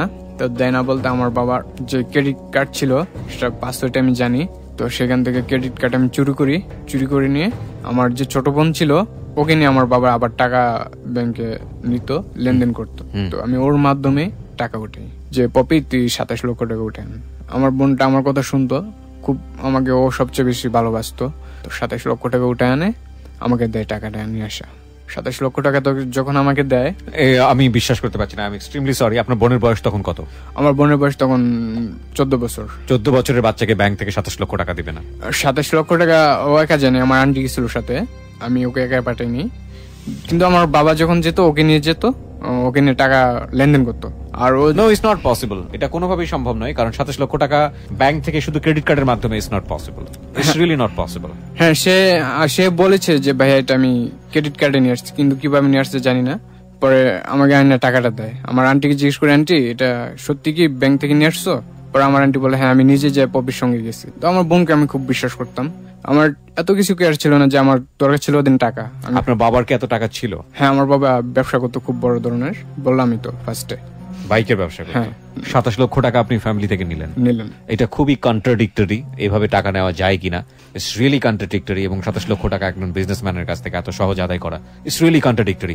ওকে, লেটস কন্টিনিউ। তারপর যেহেতু আপনারা রায় দিয়েছেন, ওর কথা শুনবেন, আপনারা শুনুন। ওকে, যখন আমি নেই 27 লক্ষ টাকা, তখন আমার বাবা কনফিউশন হয়ে যায়। তখন ফার্স্ট টাইম ওদিন ড্রাগস নেই আমি, ওদিন যেটা কলকি বলে, ওদিন যে আমি গাঁজা খাই ফার্স্ট, আমি বমি করে দিই খেয়ে। প্রথম যখন টানটা খাই বমি করে দিই ফার্স্ট, দ্বিতীয় যে টান খাই সেটা খেয়ে বমি করি, কিছু অসুস্থ হয়ে পড়ি। পরে আস্তে আস্তে আমি ড্রাগস নিই। তখন আমার গার্লফ্রেন্ড ও বলছিল কলকাতা যাবে, তখন কিভাবে যাওয়া যায়, ওর মামাকে বলে পাসপোর্টের ব্যবস্থা করলো। কিভাবে যাবে, তখন তো আমাদেরকে পাসপোর্ট দিবে না, 18 বছরের নিচে নাকি পাসপোর্ট দেয় না, আমি যতদূর শুনতে পারছি। দেন আমার যে গার্লফ্রেন্ডের মা ছিল, ওনার একটা পাসপোর্ট করলো, ওনার সাথে আমরা ওনার ছেলে মেয়ে হিসাব যাবো। তো ওনাকে নিয়ে আমরা কলকাতা যাই আমার ওই গার্লফ্রেন্ডের মামার বাড়িতে। ওখানে যা আমি একটা বাইক নিই, আমার ওই মামাকে বলি। কি বাইক ওটা? ওটা ছিল পালসার বুস্ট। ওকে, আপনি বাইক নিলেন এবং 27 লক্ষ টাকা নিয়ে আপনি কলকাতায় চলে গেছেন। হ্যাঁ, 225 সিসি বাইকটা। তো ওখান থেকে 225 সিসি? হ্যাঁ, ওটা নিউ বাইরে তখন বাইকটা, ইন্ডিয়ান 1,20,000 টাকা ওই বাইকটা। রুপি? রুপি। ওকে। যে টাকাগুলো নিছি সেটা আমার গার্লফ্রেন্ডের যে মা ছিল তার অ্যাকাউন্টে আমি বাকিগুলো রেখে গেছি বাংলাদেশে। ওকে। মোটামুটি আমার গার্লফ্রেন্ডে নিয়ে অনেক মজা করেছি, ফান করছি। তো আমি ওদিক থেকে টেনশন নিয়ে থাকতাম। দেন ওই যে আমার চাচাকে আমি মার্ডার করছি সেটাই বারবার আমার চোখের সামনে দৃষ্টিটা আসতো। ওকে। দেন বারবার ঘুরে পেয়েছে আমার মাথায়, মানে ওই টেনশন নিয়ে থাকতো, সবসময় কনফিউশনে থাকতাম যে কি হবে যদি ফিউচার কোনো একদিন জেনে যায় কেউ, তো আমার লাইফটাই ফুল এখানে থেমে যাবে। যে আমার বাবাকে যেদিন আমি বলেছিলাম আমি একজন লয়ার হব, সেখানে যদি যে থেমে যায়। ওকে। দেন আমি রাস্তাও দেখতেছিলাম না তার জন্য, সে আমাকে বারবার অ্যাটেন্ড নিচ্ছিল মারার জন্য। তো দেন আমার গার্লফ্রেন্ড আমাকে প্রশ্ন করে দীপা যে মাহিন, তখন আমরা একটা রেস্টুরেন্টের সামনে যাই কলকাতা হাওড়া, ওখানে খাওয়ার জন্য। আমি আর খাই না, খুব টেনশন। ও খায় কিছুটা, পরে বের আসে। ও আমাকে প্রশ্ন করে মাহিন কি বলো তো, এমন কি টেনশন করে বলো তো আমাকে জড়া ধরা বলে। ওপেন বাইকটা এক সাইডে দাঁড়ানো ছিল রেস্টুরেন্টের সামনে, বাস স্ট্যান্ড কলকাতা। তো সবাই অবাক হয়ে গেছে যে এই ছেলে মেয়েকে জড়ে ধরছে। দেন তার নাকে নাক ফুলছিল। তো পুলিশ এসে বলে আমাকে প্রশ্ন করে তোমরা কি হাজবেন্ড ওয়াইফ? পর আমার ওয়াইফ উত্তর দেয়, আমার গার্লফ্রেন্ড উত্তর দেয় হ্যাঁ আমার হাজবেন্ড। আচ্ছা। কলকাতায় ওদের কে ছিল? কলকাতার মামা ছিল। ওরা কি ওখানকার লোকাল ছিল? হ্যাঁ, লোকাল। তো ফাইনালি ওকে আমি বলি যে দীপা এরকম করছি, আমার চাচাকে আমি মেরে ফেলছি, যে কোথায় রাখছো কি করছো। পরে বলছি আমি এভাবে ওরা আমাকে হেল্প করছে। দেন সাফাই করে দিছি। তখন আমার গার্লফ্রেন্ড আমাকে জোরে দিলে বলে সাব্বাস, ওইটা হ্যাভ তোমার বুকে এখন সাবাস এসে পড়ছে। আমি এই জন্য মাঝে মাঝে কনফিউশন থাকতাম যে আমার বয়ফ্রেন্ড যে হবে, যে আমার বয়ফ্রেন্ড সে একজন ভীতু, আমি সবসময় ভাবতাম। তখন আমার গার্লফ্রেন্ড এই ফিডব্যাকটা আমাকে দিল তখন যে সাবাস, সামনে তুমি আরো আগাইতে থাকবা, দেন তোমাকে কেউ যাতে না ছুতে পারে। আমি এরকমই একটা ছেলে চাই আমার পাশে। তখন আমার গার্লফ্রেন্ডকে নিয়ে অনেক ফান টান করি, 3 মাস 2.5 মাস থাকি। তখন বাংলাদেশে চলে আসি, এসে সব শুনে ফার্স্ট হয়ে গেছে। টাকা নিচে ওই টাকা নিচে কিভাবে আমার বাবা যে ক্যাশ টাকা রাখছিল ব্যাংকের থেকে নিয়ে আসা ঘরে, সেটা আমি জানতাম না, আমার বোন জানতো, আমার মাও জানে না। আমার যে বাবার একটা পার্সোনাল রুম ছিল, ওই রুমে তার সবকিছু রাখতো, আমার বোন জানতো শুধু। দেন ওখান থেকে 27 লক্ষ টাকা নিয়ে আমাকে দিয়েছে আমার বোন। মানে ব্যাংক থেকে নেয়নি, ক্যাশ থেকে নিয়েছে। ওকে। ওখান থেকে 27 লক্ষ টাকা নিয়ে দিছে আমার বাবা। ওখানে ক্যাশ 50 লাখ টাকা রাখছিল, ওখান থেকে 27 লক্ষ টাকা আমার বোন দিয়েছিল। যখন জিজ্ঞেস করছিল আমার বোন আবার এমন ক্রিয়েটিভ করছে আমার আন্টি আমার বোনকে দিয়ে যে তালাটা ভেঙে ফেলো, ওই যে আলমারির কিভাবে তালা লকটা ভেঙে ফেলছে আমি জানি না ওরা। তখন আমার বাবা এসে প্রশ্ন করে তখন বলে যে মাহিন ওখান থেকে তালার লক ভেঙে টাকা নিয়ে গেছে। মানে আপনার উপরে দোষটা চাপায় দেয়, তখন আপনি অলরেডি ইন্ডিয়াতে। সো সি দ্য ক্লাইম্যাক্স, স্টোরিটা কিভাবে ঘুরপাক খাচ্ছে।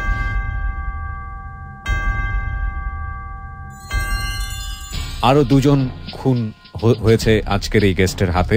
কারা তারা কিভাবে আমরা জানবো মাত্র 4 মিনিটের বিরতির পরে।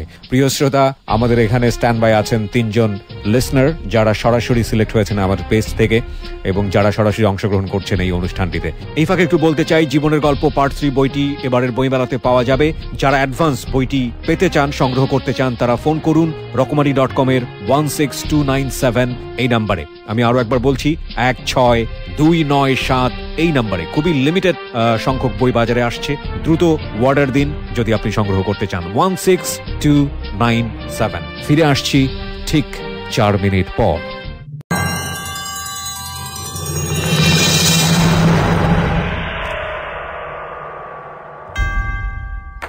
4 মিনিট পর আরো একবার ওয়েলকাম করছি রয়্যাল টাইগার ড্রিঙ্ক প্রেজেন্টস যাহা বলিব সত্য বলিবতে। আর যে কিবরিয়া রয়েছে আপনার সঙ্গে, মাহিন কনফেস করছে এখানে। ওকে মাহিন, আমরা কথা না বাড়িয়ে আবারও আপনার কাছে ফিরছি। তারপর যখন বাংলাদেশে আসি, আমার ওই বাইকটা যখন আমি অনেক শখ করে কিনছি বাইকটা, জি, তখন আমি আমার গার্লফ্রেন্ডের মামার সাথে আমি শেয়ার করি মামা কিভাবে এটা নিয়ে যায় বাংলাদেশে। উনি সব ব্যবস্থা করে দেয়, আমি দেশে নিয়ে আসি বাইকটা। নিয়ে এসে আমার গার্লফ্রেন্ডের বাড়িতে রাখি বাইকটা। আমি অবস্থায় যাই বাসায়, আমার বাবা আমাকে ধরে, ক্যাশ থেকে টাকা নিছো কেন? পর আমার বাবাকে আমি ফাইনালি বলে দিছি যে তোমার কাছে যে আমি টাকা চাইছি, আমি তো আগে শুনে ফেলছি বাংলাদেশে এসে। আমার এক বোনের বান্ধবী ছিল, ওর ক্লোজ বান্ধবী, ও আমাকে বলছে এয়ারপোর্টে রিসিভ করতে যায় আমাদেরকে। জি। তখন ও আমাকে বলে রাস্তা আস্তে আস্তে যে মাহিন ভাই এরকম এরকম। তখন এসে আমি আমার বাবাকে বলছি, আমি নিজের শিকার চাপা নিলাম নিজের গায়ে যে হ্যাঁ আমি নিছি, তোমার কাছে আমি টাকা চাইছি, দাও নাই কেন? আমার বাবা বলে যে তোমার মতো ছেলে আমার লাগবে না, যে ছেলে ছিনতাই করতে পারে ঘর থেকে। তুমি টাকা চুরি করছো, দেন তুমি আমার সামনে আসবে না কখনো ছেলে। আমি ওকে বাই, ওকে আমি মেনে নিলাম, আসবো না। এই জন্য যদি তুমি পরিচয় না দাও আমাকে, দেন আমি তোমার ঘর ছেড়ে তোমার ভাইয়ের জন্য, দেন তোমার ছোট ভাইয়ের জন্য আমি নিজে জব করছি রেস্টুরেন্টের ছেলে। তোমার মতো একজন প্রভাবশালী ছেলে হয়ে আমি রেস্টুরেন্টে জব করি, টিচারের কাছে আমার জবাব বিভিন্ন ভাবে লুকাইতে হয়। দেন তাহলে তোমার ঘরে আমি জন্ম না নিয়ে আমি সাধারণ যদি কোনো একটা রিস্কাওয়ালার ঘরের ছেলে হতাম, দেন আমার এতটা এই কষ্ট করতে হতো না, দেন তারা আমাকে বুঝতো ফাইনাল। ঠিক আছে, তুমি বাবা হিসেবে আমাকে পরিচয় না দাও, ওকে। তখন আমি এটা বলে আমার গার্লফ্রেন্ডের বাসায় চলে আসি থাকি। তখন আমরা ফার্স্ট ইয়ারে ভর্তি হবো অনার্সে, ইন্টার রেজাল্ট আসছে মোটামুটি পাইছি আমি। তখন আমার গার্লফ্রেন্ডও হ্যাপি।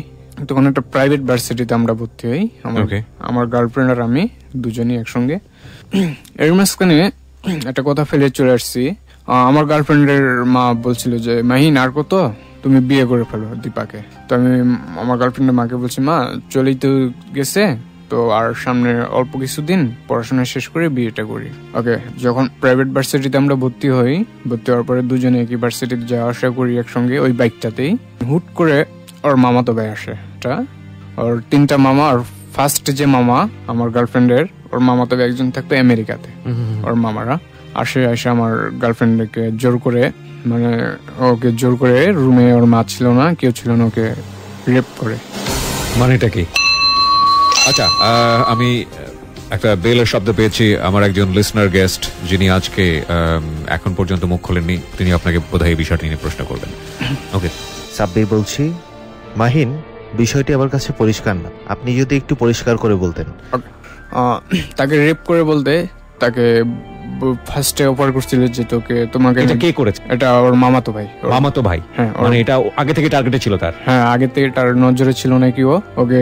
তাকে আসা প্রপোজ করে যে দীপা তোকে খুব ভালো লাগে, আমি তোকে বউ বানাবো, এটা বলে আমার গার্লফ্রেন্ডের মা কোথায় যেন চলে গেছে, ও একা। তখন আমাকে ফোন করছে যে ওকে জোর করে রেপ করে, দেন পুরোটা করতে পারে নাই, কিস টিস বা ওরকম কিছু খুলে ফেলছে। তখন ও জোর করে কামড় দিচ্ছে ওর মামাতো ভাইকে। এখানে কামড় দিয়ে কেটে পুরো ব্লাডিং হয়েছে, অনেক ব্লাড হয়েছে। তখন ও আমাকে ফোন দিয়ে খুব কান্নাকাটি বলে। যখন বলে তখন আমি ওকে জিজ্ঞেস করি, পুরো স্টেট টাইম জিজ্ঞেস করি যে এমনি কি হয়েছে। ও আমাকে স্টেট বলে দেয়, আমাকে কিস করে ফার্স্টে জোর করে কিস করে, দেন কিস করার পর আমাকে রেপ করার চেষ্টা করে। আমি জোর করে ছুটে আসি ওর কাছ থেকে। তখন আমার মাথায় খুব রক্ত চাপলো। ওদিন আমার সাথে একটা টিপ ছুরি ছিল, টিপ চাকু। হ্যাঁ, টিপ চাকু 2টা আমি কিনছি ওদিন মার্কেটের থেকে, এলিফ্যান্ট রোড থেকে। জি, বাইক দিয়ে গেছি, কিনে নিয়ে আসছে। আমার মাথা খুব রাগ চাপলো। তখন আমি বলছি তুমি ভিতরে যাও, তোমার মামাতো ভাইটাকে বাইরে পাঠাও, আমি ওর সাথে একটু কথা বলবো। ও আমার গার্লফ্রেন্ড বলে ওকে এমন শিক্ষা দিবা যাতে জীবনে ও কারোর দিকে আঙ্গুল না তুলতে পারে। দেন কি করলাম, আমি স্মোকিং করলাম ওদিন, 5টা স্মোকিং করলাম ওখানে দাঁড়াই। স্মোকিং করার পরে তখন আমি একটু ড্রাগস নিলাম। ড্রাগ বলতে আমি একটু হিরোইন খেয়েছি।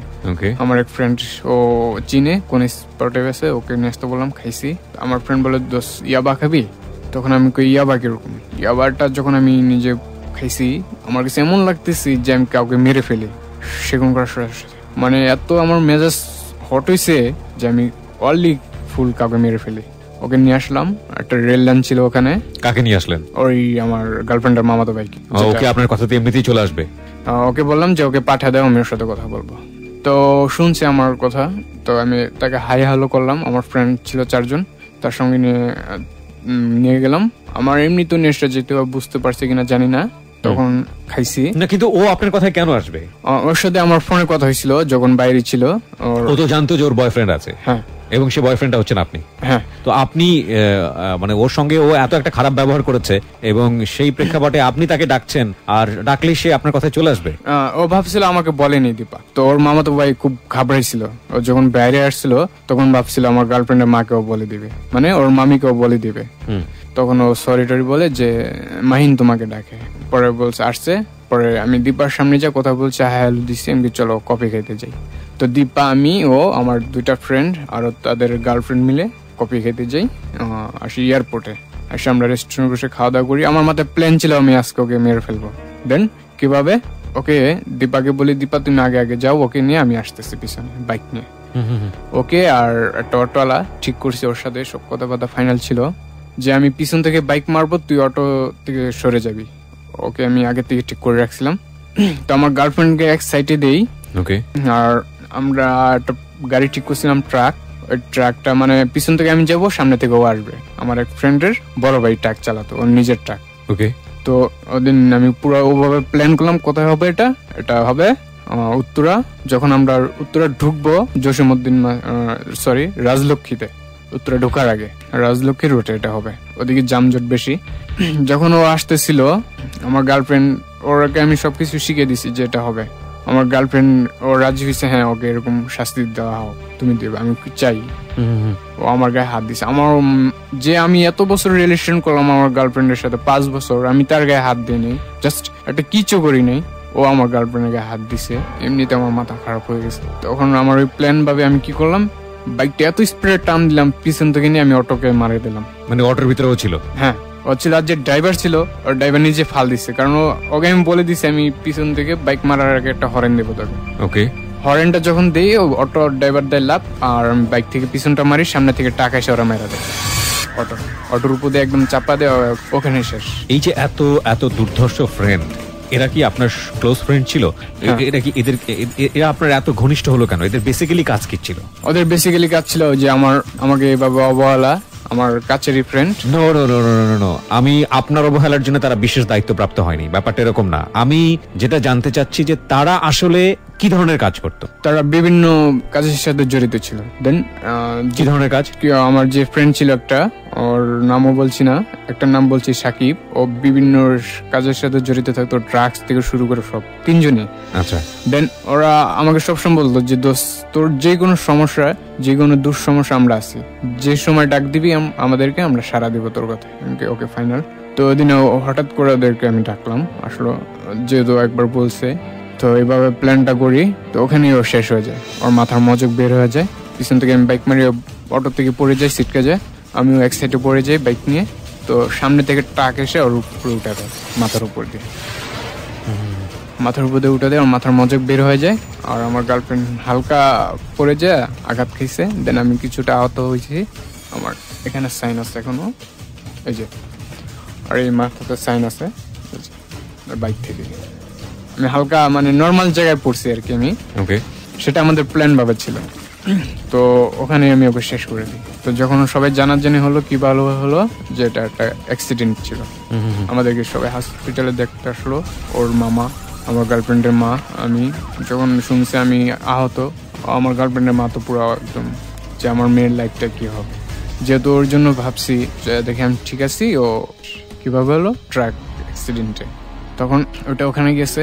তো ফাইনাল এভাবে ওটা দামা চাপা ওখানে দিছি, ওটা আর যে না কেউ ফ্রাস্ট করে নি, আমার গার্লফ্রেন্ডও ফ্রাস্ট করে নি। তো একদিন এভাবে আমরা যখন অনার্স সেমিস্টারে পড়ি, 2nd ইয়ারে, তখন আমার গার্লফ্রেন্ড একদিন আমাকে বলে যে মাহিন, তুমি তো ওকে মেরে ফেলছো, এটা তো কোনো একদিন ব্রাস্ট হয়ে যেতে পারে। আমি কেন?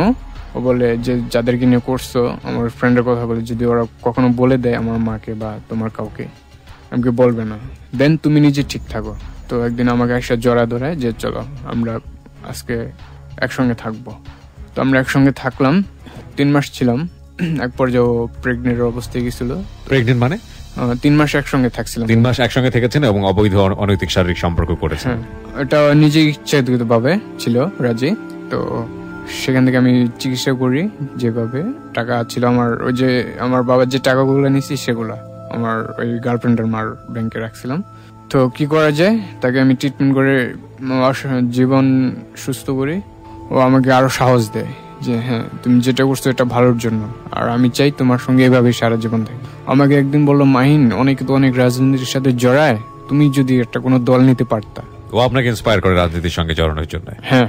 তখন আমি বললাম, দীপা, এটা কি সম্ভব? আমি পড়ালেখা কন্টিনিউ করতেছি, এর ভিতরে আমি অলরেডি। তখন আপনি কিসে পড়েন? তখন আমি 2nd ইয়ারে অনার্স সেকেন্ড ইয়ারে কোন সাবজেক্টে? কমার্স, হিসাব বিজ্ঞান। ওকে। দেন ও বললো না, হতেই হবে। খুব একদিন আমাকে জোর করলো যে হ্যাঁ তুমি রাজনীতির একটা দল নিতে হবে তোমার। আমি বললাম দীপা এটা কি সম্ভব? বলে হ্যাঁ, তোমাকে সবাই দূর থেকে নাম শুনলে ভয় পাকে, আমি চাই। আমি কি কেন? আমি তাকে ফিডব্যাক দিই কেন। ওর এবার একটা বান্ধবী, ওর যে বয়ফ্রেন্ড, ওর বয়ফ্রেন্ডের বাড়ি হচ্ছে চিটাগাং, আমার ওই গার্লফ্রেন্ডের বান্ধবীর বয়ফ্রেন্ড, অনেকে খুব পাওয়ারফুল, যার দেখা দেখে ওর মনে হয়েছে যে তার গার্লফ্রেন্ডও পাওয়ারফুল হতে হবে। হ্যাঁ, আমারও পাওয়ারফুল হতে হবে, আমি তার বয়ফ্রেন্ড। তো ওকে, আমি তার কথাতে একসময় রাজি হই, অনেক রিকোয়েস্ট করার পরে। তখন আমি একটা বেস বানাই। আমার ওই যে 3টা ফ্রেন্ড ডাকলে আমার আসে, সারা দেয়, ব্যাচ। হ্যাঁ, ব্যাচ। ওকে, তাদেরকে বললাম দোস্ত আমি রাজনীতিতে জড়াবো, কিভাবে কি করতে হবে। আমার ওই যে বড় ভাই আমাকে হেল্প করতো, থানা থেকে নিয়ে আসছিল ফার্স্টে, তাকে বললাম ভাই আমি একটা ব্যাচ বানাতে চাই। উনি তো শুনে মাথায় হাত দিছে, মাহিন কি বলো তুমি? আমাকে হ্যাঁ ভাই, আমার এই জীবন আর ভালো লাগে না।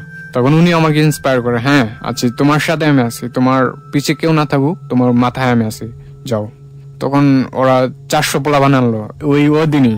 ওদের কারা 400 পোলাপান নিয়ে? আমার ওই ফ্রেন্ড 3 জনে 400 পোলাপান নিয়ে আসলো। ওদের আগেরই ছেলে পেলে, ছোট ভাই মিলে অনেক ছেলে পেলে আনলো। আমরা একটা মিটিং করলাম একটা মাঠে, এটা উত্তর 9 নম্বর মাঠে মিটিং করলাম।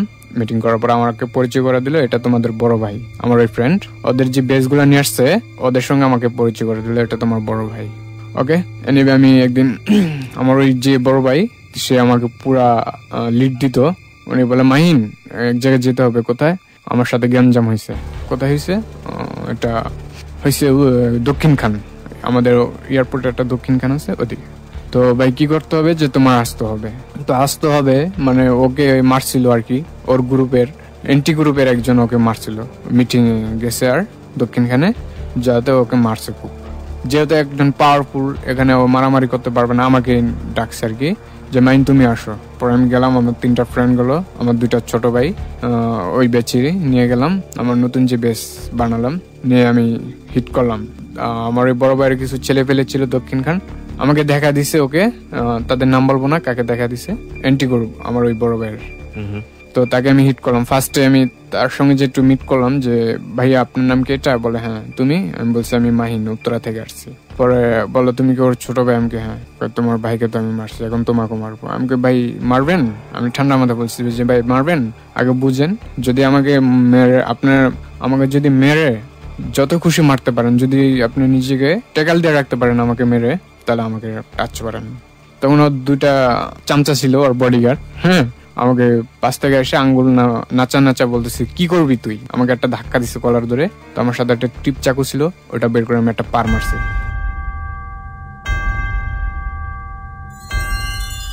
বিরতির সময় হয়ে গেছে প্রিয় শ্রোতা, আমরা আরো একবার বিরতির ঘন্টা শুনতে পেয়েছি। ওর বলার যে ধরন, সেই জায়গাটি থেকে আজকের এই গল্পটা অনেক বেশি কন্ট্রাডিক্টরি। অফকোর্স এই ধরনের কমেন্টস আমরা ফেসবুকে অনেক পেয়েছি, এবং এটা এই প্রথম জেবিএসবিটা নয়, কিন্তু একটা জায়গা থেকে আমরা আমাদের এই স্টোরিটাকে আপনাদের কাছে বলার সুযোগ পেয়েছি। সেটা হচ্ছে স্ট্রেংথ দিয়েছেন আপনারাই, ভোট দিয়েছেন আপনারাই। আপনারা চাইলে এটাকে স্টপ করে দিতে পারতেন, এবং যেহেতু গল্পটা অনেক দূর চলে এসছে, আপনারা চান গল্পটা কন্টিনিউ হোক। এটা একটা পয়েন্ট। আরেকটি পয়েন্ট সেটা হচ্ছে ওর একটা শারীরিক দুর্বলতা আছে, যে কারণে এমন হতে পারে যে ওর বলার জায়গাগুলো কিছুটা হলেও অগোছালো, বিচ্ছিন্ন, এবং সেই দুর্বলতাটা কি সেটা আপনারা একটু পরেই বুঝতে পারবেন। এই ফাঁকে একটু বলতে চাই, জীবনের গল্প পার্ট 3 বইটি এবারের বইমেলাতে পাওয়া যাবে। যারা অ্যাডভান্স বইটি পেতে চান, সংগ্রহ করতে চান, তারা ফোন করুন রকমারি.com এর 16297 এই নাম্বারে। আমি আরো একবার বলছি, 16297 এই নাম্বারে। খুবই লিমিটেড সংখ্যক বই বাজারে আসছে, দ্রুত অর্ডার দিন যদি আপনি সংগ্রহ করতে চান। 16297। আমরা মাত্র 5 মিনিটের বিরতি নিতে চাই। 5 মিনিট পরে আমরা আবারও ফিরে আসবো রয়্যাল টাইগার ড্রিঙ্ক প্রেজেন্স যাহা বলিব সত্য বলিবতে।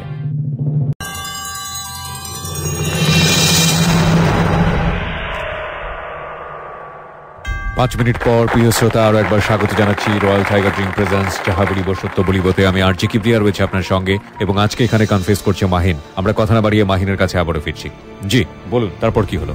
তারপর আমি ওকে একটা পার দেই, পার দেওয়ার হাত কেটে যায় অনেক, খুব। ওখানে একটা অনেক বড় গোলাগুলি হয় ওখানে দক্ষিণখানে। ওদিন এক পর্যায়ে গোলাগুলিতে ছড়াছড়ি আমার নামটা ছড়ে যায়, যে উত্তরার মাহিন 9 নম্বর সেক্টরে। তো ওখানে এক সময় ছড়ে যায়, আমি অনেক বড় একটা রাজনীতির সাথে ইনভলভ হই। হওয়ার পরে আমি এক সময় একটা পাওয়ার পাই। তো এইভাবে আমার নাম ছড়ে যায়। দেন তখন এভাবে পড়ালেখা করতে করতে আমি অনেক বড় রাজনীতির সাথে জড়াই, আমার নামটা ছড়াই। টঙ্গী পর্যন্ত আমাকে চিনে, টঙ্গী গাজীপুর পর্যন্ত, যে উত্তরা 9 নম্বর মাহিন এক ডাকে সবাই চিনে, এখন আমার নাম আছে। তো যখন জড়াই এক সময় আমার গার্লফ্রেন্ড কি করে একটা ছেলের সাথে অ্যাফেয়ার করে ফেলে, অন্য এক ছেলের সাথে। ওকে, আমি জানতে পারি না। পরে একদিন ফোনটা নেই, ফোনটা নেওয়ার পরে আমি একদিন একটা ছেলের ফোন আসে। কিভাবে আসে? আমি ফোনটা রিসিভ করি, যে ভাই কে তুমি? আমি তো দীপাকে চাই, আমি দীপার ফ্রেন্ড হতেই পারে স্বাভাবিক। তো আমি নর্মালি নিছি, এটা কিছু মনে করিনি। তো নেওয়ার পরে একদিন পয়লা বৈশাখে আমি আমার গার্লফ্রেন্ডে ফোন করি যে আসো, তোমাকে নিয়ে আমি ঘুরতে যাবো, আমার ভালো লাগতেছে না কিছু, বিভিন্ন অনেক কিছু মনে পড়ছে যে ওকে নিয়ে ঘুরতে গেলে হয়তো আমার একটু হালকা ভালো লাগতে পারে। আপনার গার্লফ্রেন্ডকে নিয়ে? হ্যাঁ। তখন ওদিন আমার প্ল্যান ছিল আমি রমনা পার্কে যাব। এভাবে আমি একটা ব্যবসাতেও জড়াইছি। এটা ব্যবসাটা ছিল ভালো, আমার এক বড় ভাই ওকে সম্মান দিয়ে, ওর একটা দোকান ছিল মুদি দোকান, সেখানে আমি কিছু টাকা পেমেন্ট করছি, যে পার্টনারের আর কি, যে ভাইয়া আপনার আমার টাকা দিয়ে মাল উঠাইছি, ওর দোকানে কিছু যা হবে অর্ধেক ওর, অর্ধেক আমার, 50-50। ওকে। তো স্টার্ট করছি এভাবে করতে করতে। ওকে পয়লা বৈশাখে আমি ফোন করি, ও ফোন বন্ধ, নাহলে 100 ফোন দিছি, ফোন বন্ধ। যখন ওর বাসায় যাই, যা দেখি ও নাই। আমার গার্লফ্রেন্ড মাকে জিজ্ঞেস করি যে মা ও কোথায় দীপা? যে আমি তো জানি না, ও নাকি তোমার কাছে গেছে। আমি কই না, আমার কাছে যাইনি তো। পরে আমার এক ফ্রেন্ড, মেয়ে ফ্রেন্ড, যে রুমে ওরই বান্ধবী, যেটা বলছিল আমার ফ্রেন্ড হয়ে থাকবে সারা জীবন, ওই রুমে ও আবার দেখে ফেলে। ওর মার সাথে ঘুরতে গেছিল চিড়িয়াখানায়, চিড়িয়াখানা ওদেরকে দেখে ফেলে। দেখে ফেলে মানে কি দেখে? ওই আমার গার্লফ্রেন্ড আর ছেলেকে নিয়ে ঘুরতেছে, মানে আপনার সঙ্গে বিট্রে করছে। হ্যাঁ। তখন ও আমাকে ফোন করে বলে রুমে যে দোস্ত এরকম এরকম। আমার মাথায় রক্ত উঠেছে। আমি এটা কি বল উল্টা পাল্টা, ও এরকম করবে কেন? বিশেষ না হলে তুমি ভিডিও ক্লিপ দেখবা, ও আবার ভিডিও করে নিয়ে আসছে ওর ফোনে। আমি বিশ্বাস না করি যে দেখে। যখন ভিডিওটা দেখেছে তখন আমার বিশ্বাস আসে যে এটা কি করে হয়, যে মেয়ের কারণে আমি এত কিছু করলাম, এই পর্যায়ে আসলাম, যে মেয়ের কারণে আমার বাবা মার, আমি পরিশ্রম করছি, আমি হোস্টেলেও জব করছি এসএসসি পরীক্ষা দেওয়া অবস্থায়, যার জন্য যে আমাকে উৎসাহ দিচ্ছে এসব কাছে আসার জন্য, যে বলছে আমাকে ওয়াদা করে আমাকে ছেড়ে যাবে না কখনো, সেই মেয়েগুলো কি করে করতে পারে? আমি ওখানে সেন্স প্লেস হয়ে যাই ওদের বাসায়, ওই রুমের বাসায়। আমাকে নিয়ে মাথায় পানি টানি দেয় ওর মা। তখন ওর মা আমাকে বুঝায়, ওই রুমের আমার ওই বান্ধবীর মা, যে মাহিন যা করে ঠান্ডা মাথায়, বাবা মাথা গরম করো না, দেখো কি করতে পারো। পরে ওকে ধরি। আমার গার্লফ্রেন্ড তখন আমাকে ফিডব্যাক দেয় যে তোর জীবনে আমি থাকবো না। ফাইনালি আমাকে বলে দেয় থাকবো না। আমি বলি কেন? তুমি যা যেভাবে চাইছো সেভাবে করছি। এর মাঝখানে বলে গেছি কিবরা ভাই, আমার পড়ালেখাটা আনলিমিটেড বন্ধ হয়ে যায়, আমি পড়ালেখাটা করতে পারি না, সেকেন্ডার পর্যন্ত থেমে যাই। তখন ওকে বললাম দেখো তোমার জন্য আমার কিছুই হলো না, তুমি যেভাবে চাইছো আমি সেভাবে হয়েছি, তোমাকে খুশি করার জন্য আমি সবকিছুই করছি, তুমি কেন আমাকে ছেড়ে চলে যাবা? তুমি তো আমাকে ওয়াদা করছো। আমি নিজের ওয়াদা এইসব মানি না, আমি তোমার সাথে থাকতে পারবো না সারা জীবন, তুমি তোমার রাস্তা দেখো, আমি আমার রাস্তা দেখি। তখন এই ব্যাপারটা ওর মাকে জানাই। আমার ওই বান্ধবীর রুমে ও যা বলে, তখন ওনার এত ভালো মানুষ, উনি ওনার মেয়েকে খুব টর্চার করলো, আমার গার্লফ্রেন্ডকে, ওনার মা, যে তুই কেন ওর জীবন থেকে চলে আসবি, তোর জন্য অনেক কিছু তুই যেভাবে চাইছিস সেভাবে, অলরেডি ওর পড়ালেখা থেমে গেছে। তো ফাইনালি বলে যে তোমার পড়ালেখা থেমে গেছে, তুমি তো সামনে লয়ার হতে পারবে না। ওই সুতো ধরে আমার জীবন থেকে সরে যায়। ওকে ওর পা ধরে কান্না করছি আমি অনেক। ওর পা ধরে এত কান্না করছি যে আমি মাটিতে আমার মা বাবার কাছে যে কষ্ট পাই, আমার চোখে যে পানি না ঝরছে, ওই পরিমাণে পানি আমি ঝরছে আমার চোখের থেকে অটোমেটিক ভাবে। তখন ওরা বিয়ে করে বলতে কাজী অফিসে যায় বিয়ে করবে ওই ছেলেকে, ওই যে ছেলের সাথে নতুন অ্যাফেয়ার হচ্ছে আমার গার্লফ্রেন্ডের, ওই ছেলেকে বিয়ে করবে। আমার মাথায় তখন আরো রক্ত চেপে যায়। ওই ছেলের বাসা হচ্ছে আবার আপনার টঙ্গীতে। আমি আবার খোঁজ পাই কিভাবে, ওই মেয়ে আবার আমাকে জানায় মেসেজের মাধ্যমে, ওই আখি, যে আজকে আমরা টঙ্গীতে যাচ্ছি ভাইয়া, দীপার বিয়ে কোথায়, পুরো ডিটেলস মেসেজ করে পাঠা দেয়, স্টেশন রোড একটা কাজ অফিসে। আমি যাই, সাথে সাথে ওখানে আগের যে আমি উপস্থিত হই। ওখানে আমার অনেক ছেলেপেলে পরিচিত, কয়েকজন নিলাম। তারপর ওখানে আমি স্ট্রেট ওকে মেরে দিলাম বাইক দিয়ে, একদম বাইক দিয়ে পিষা ফেলাইছি রিস্কাতে নামার সঙ্গে সঙ্গে। আমার মাথায় এত হিট ছিল ওদিন, আমার নিয়ত ছিল হয় আজকে ওকে আমি পাবো, না হলে ওকে মারবো দুইটার একটা। যখন ওকে নামছে আমি ওকে ডাকি, ও আমাকে খুব খারাপ ভাবে একটা গালি দেয়। তখন পিছন থেকে আমি ওর বাইকটা দিয়ে মেরে দিই, স্পিড করে মেরে দেওয়ার পরে তখন আমাকে ধরে পাবলিকে, ধরে আমাকে খুব মারধর করে থানা উঠা দেয়। তখন ওর অবস্থা এতটা ছিল, এক পর্যায়ে মারা যায় আর বাঁচেনি। তারপর আমাকে থানা দিয়ে দেয়, হ্যান্ড ওভার করে দেয়। মানে সবার সামনে আপনি কাজটা করেন? হ্যাঁ, তখন আমাকে হ্যান্ড ওভার করে দেয় থানায়, টঙ্গী থানায়। তখন জানতে পারলো সবাই, আমার যে বেসের যারা ছিল সবাই জানতে পারলো কিভাবে কি হলো, যে আমার গার্লফ্রেন্ডের মা সে আয়সা বললো কি হয়েছে মাইন, কি করছো তুমি এটা। পর ওর গার্লফ্রেন্ডের মা, আমি জানি না বলে লিসেনার বিশ্বাস করবে কিনা, আপনি বিশ্বাস করেন কিনা, ওর গার্লফ্রেন্ডের মা বলে যে এরকম একটা মেয়ে আমি জন্ম দিয়েছিলাম, আমার কাছে খুব দুঃখজনক, ও মারা গেছে, আমার কিচ্ছু আর যায় আসে না। ওর মা আমাকে এত ভালোবাসতো আমি নিজেও জানতাম না। ওদিন আমাকে জড়া ধরা থানাকে দেখে বলছিল যে এই মেয়ে চলে গেছে, যাক, তোমার জীবনটাকে তুমি স্বপ্ন কিভাবে রঙিন করে তুলবা সেটা ভাবো। উনি নিজে স্বীকার করছে যে আমার মেয়ের জন্য আজকে তোমার এত দূর হচ্ছে, তোমার মা বাবার ভালোবাসা পাওনি, তাতে কি হয়েছে, তুমি নিজের যে স্বপ্ন দেখছিলে সেটাকে পূরণ করতে পারতো আমার মেয়ের সাথে যদি না জড়াইতো। নিজে বলছে মুখে। তো সেখান থেকে আমাকে বের করে আমার বেচের যারা ছিল তারা অনেক টাকা খরচা করে বের হয়। আমি বের হই, বের হওয়াতে আমার মন মানসিকতা ভালো নেই, তো আমাকে কলকাতা পাঠানো হয়। আপনাকে পুলিশে দেওয়া হয় না? হ্যাঁ, পুলিশে দেওয়া হয়েছে, ওখান থেকে তো বের করা হয় হ্যান্ড ওভার করার পরে। যে আমার যে গার্লফ্রেন্ডের মা ছিল উনি নিজেই আমার পক্ষে করে স্টেটমেন্ট দিছিল, যার জন্য আমি বেরিয়ে আসতে পারি। তো স্টেটমেন্ট দেওয়ার পরে বেরিয়ে আসি, আমার সিচুয়েশন ভালো ছিল। ওর মেয়েকে হত্যা করলেন আপনি আর আপনার পক্ষে স্টেটমেন্ট দিল? হ্যাঁ। কেন দিছে? ও জানতো ওর মেয়েকে আমি খুব ভালোবাসতাম, আর ও জানতো যে ওর মেয়ে আমাকে ইন্সপায়ার করতো, এটা সবকিছু জানতো। এই জন্য ও খুব দুঃখজনক ভাবে বলছে যে এই মেয়ের জন্য, এরকম মেয়ের মা হইছে আমি, আমার নিজের কাছে খারাপ লাগে, এই জন্য আমার পক্ষে নাকি উনি স্টেটমেন্ট দিচ্ছে। তো এইভাবে আমি আর এদিকে আরেকটা হচ্ছে, আমার বাবা তার যে শোরুম টোরুম ছিল সব বিক্রি করে দিয়ে সে বাইরে চলে যাবে আমার পুরো হোল ফ্যামিলি নিয়ে, আমি জানি না। এদিকে আমি খোঁজ পাই কিভাবে, আমার আব্বুর যে ফ্রেন্ড ছিল, ওনার একজন ফ্রেন্ড ম্যানেজার, ওনার সাথে সব বলতো। উনি আমাকে একবার বলছে যে মাইনে এরকম যে তোমার বাবা এগুলো করতেছে। আমি আর ওগুলো নিই মাথায়, যে আমার নর্মালি আমি ছিলাম যে উনি তো কত কিছুই বলে, চলে যাক, আমার মা তো থাকবে এখানে, আমি ওটা নিয়ে নিই আমার মাথা। প্রথমত জনসমক্ষে এরকম একটা খুন করলে ওনার মা চাইলেও এটা আপনাকে পুলিশের হাত থেকে সেভ করতে পারবে না। হ্যাঁ, সুতরাং আপনার এই গল্পটা এটা একেবারেই অবিশ্বাস্য একটা গল্প হয়ে দাঁড়াচ্ছে। একের পর এক অবিশ্বাস্য তার ব্যাপারগুলো এত বেশি জমা হতে সেটা এখন বিরাট একটা কোয়েশ্চেন মার্কে দাঁড়িয়ে গেছে। হ্যাঁ, ওর মা যদি আপনাকে সেভও করতে চায় তাহলেও আপনাকে সেভ করতে পারবে না, কারণ আপনি পাবলিকের সামনে এটা করেছেন। হ্যাঁ, তো তাহলে আপনাকে সে কিভাবে সেভ করলো? আর আপনি তো হত্যা করেছেন, এটা স্বীকৃত। হ্যাঁ, এটা আমাকে ধরে ফেলে, যখন আমাকে থানায় নিয়ে যে কোর্টে চালান দেয় তখন ওর মাকে ডাকে। হ্যাঁ, ওর মাকে ডাকার পরে ওর মা স্টেটমেন্ট দেয় যে আমার মেয়ে চাই না, আমি আমার ছেলে চাই না, মেয়ে চাই, তো সিদ্ধান্ত ওর মা নিতে পারবে না। আপনি খুন করছেন, এটা আপনার, এটা তো সবাই জানে। হ্যাঁ, সবাই জানে। ওর মা চাইলেও তো এটা হবে না, আপনার শাস্তি হবেই। হ্যাঁ, শাস্তি তো হবে। তাহলে স্টেটমেন্টটা দিছে, পরে দেওয়ার পরে সে যখন স্টেটমেন্ট দিছে তখন আমাকে শাস্তি দেওয়া হলো কোর্ট থেকে। কি শাস্তি দেওয়া হলো আপনাকে? যে আমি যে ওকে মারছি, এটা টঙ্গী থানা যখন আমাকে হ্যান্ড ওভার করে দেয়, ওর মাকে যখন নিয়ে আসার পরে ওর মা স্টেটমেন্ট দিয়ে চলে যায়। তো ওই যেখানে কয়েকজন দেখছিল, ভ্যানের ড্রাইভার ছিল, তো এইভাবে তারা সাক্ষী দেয় আসে সাথে থানাতে। তো তাদেরকে পরবর্তীতে ডাকা হওয়ার পরে আমার বিরুদ্ধে সাক্ষীটা দাঁড়ায়, তখন আমাকে জেল দেওয়া হয়, যে মার্ডারের জন্য আমাকে জেল দেওয়া হয়। ওকে মারছি ওই স্টেশন রুটে, আমার বাইকটা বেলার ছিল চাকাতে, সব মিলিয়ে আমাকে প্রমাণ হাতে নাতে ধরে পাবলিক। তো কি হয় আপনার রেজাল্টটা কি দাঁড়ালো? রেজাল্ট দাঁড়ালো তখন আমাকে জেল দিয়ে দিল। হ্যাঁ, তারপর জেল দিল 3 বছরে। আমি জেলে যাওয়ার পরে আমার বাবা এদিকে কি করছে সব জানতে পারছে আমি জেলে চলে গেছি, সে অলরেডি জেনে গেছে। তখন সে কি করলো, তার যা ছিল সব শোরুম এগুলো বিক্রি করে, আমার যে ফুপু ছিল তাদের কাছে তার বাড়িটা বিক্রি করে সে চলে যায়, আমার মাকে নিয়ে, ছোট বোনকে নিয়ে, বাইকে নিয়ে। আপনি ব্লাইন্ড হলেন কিভাবে? ব্লাইন্ড হয়েছে আমি জেল থেকে আসার পর, যখন 3 বছর, যখন আমাকে ওখান থেকে রায় দেয় 3 বছরের জেল। জি, রায় দেওয়ার পরে আমি 2 বছর জেলে ছিলাম। তো আমাকে ঢাকা হাইকোর্টে আপিল করে, আমার যে বেসের ছিল বড় ভাইরা মিলে, আমি খুব কান্নাকাটি করতাম জেলে পরে। তো অনেকে আমাকে হেল্প করে, ওদের থেকে আমাকে আপিল করে বের করে।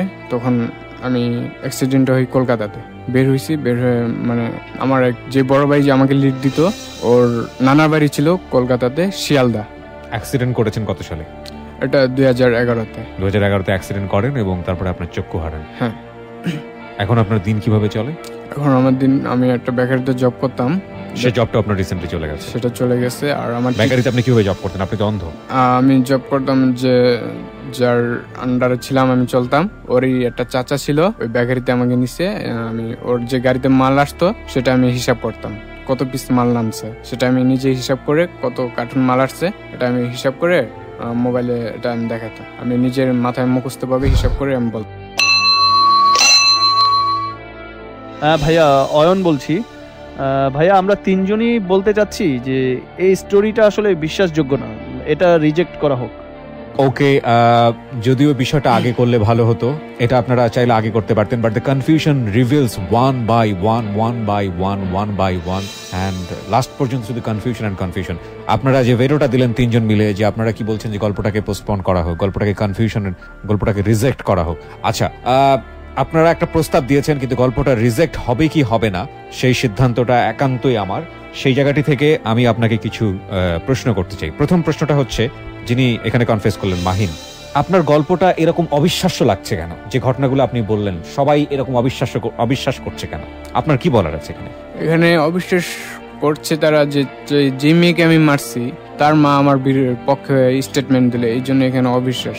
এই যে ঘটনাগুলো ঘটে গেছে সেগুলো তো মানুষের পক্ষে অবিশ্বাস করাটাই সম্ভব। হ্যাঁ, কি বলার আছে আপনার এই জায়গাটা? আমার বলার আছে এটাই সত্যি, যেটা সত্যি, এটা আমার যেটা সত্যিকারের নাম, সেই পরিচয় দিয়ে আমি সত্যিগুলো শেয়ার করছি এখানে লক্ষ লক্ষ লিসেনারের মাধ্যমে। তাদের এটাই আমি বলতে চাই, যেটা সত্যি সেটা আমি শেয়ার করছি, দেন এটাই সত্যি যেগুলো আমি করছি। আপনার গল্পটাকে রিজেক্ট করা হবে নাকি গল্পটাকে গ্রহণ করা হবে বিশ্বাসের জায়গা থেকে, সেটা একটা বিরাট কোশ্চেন। এবং সেই জায়গাটি থেকে আমার মতামত দেবার জন্যই আমি আপনাকে ফ্লোর দিচ্ছিলাম যে আসলে কি করা উচিত। আমার মনে হয় ডক্টর তাজুল ইসলাম যিনি আছেন তার মূল্যবান মতামত আমরা শুনতে পারি, যে এইরকম ঘটনা আসলে কিছুটা কনফিউশনের জায়গাতে আসে নাকি আসে না।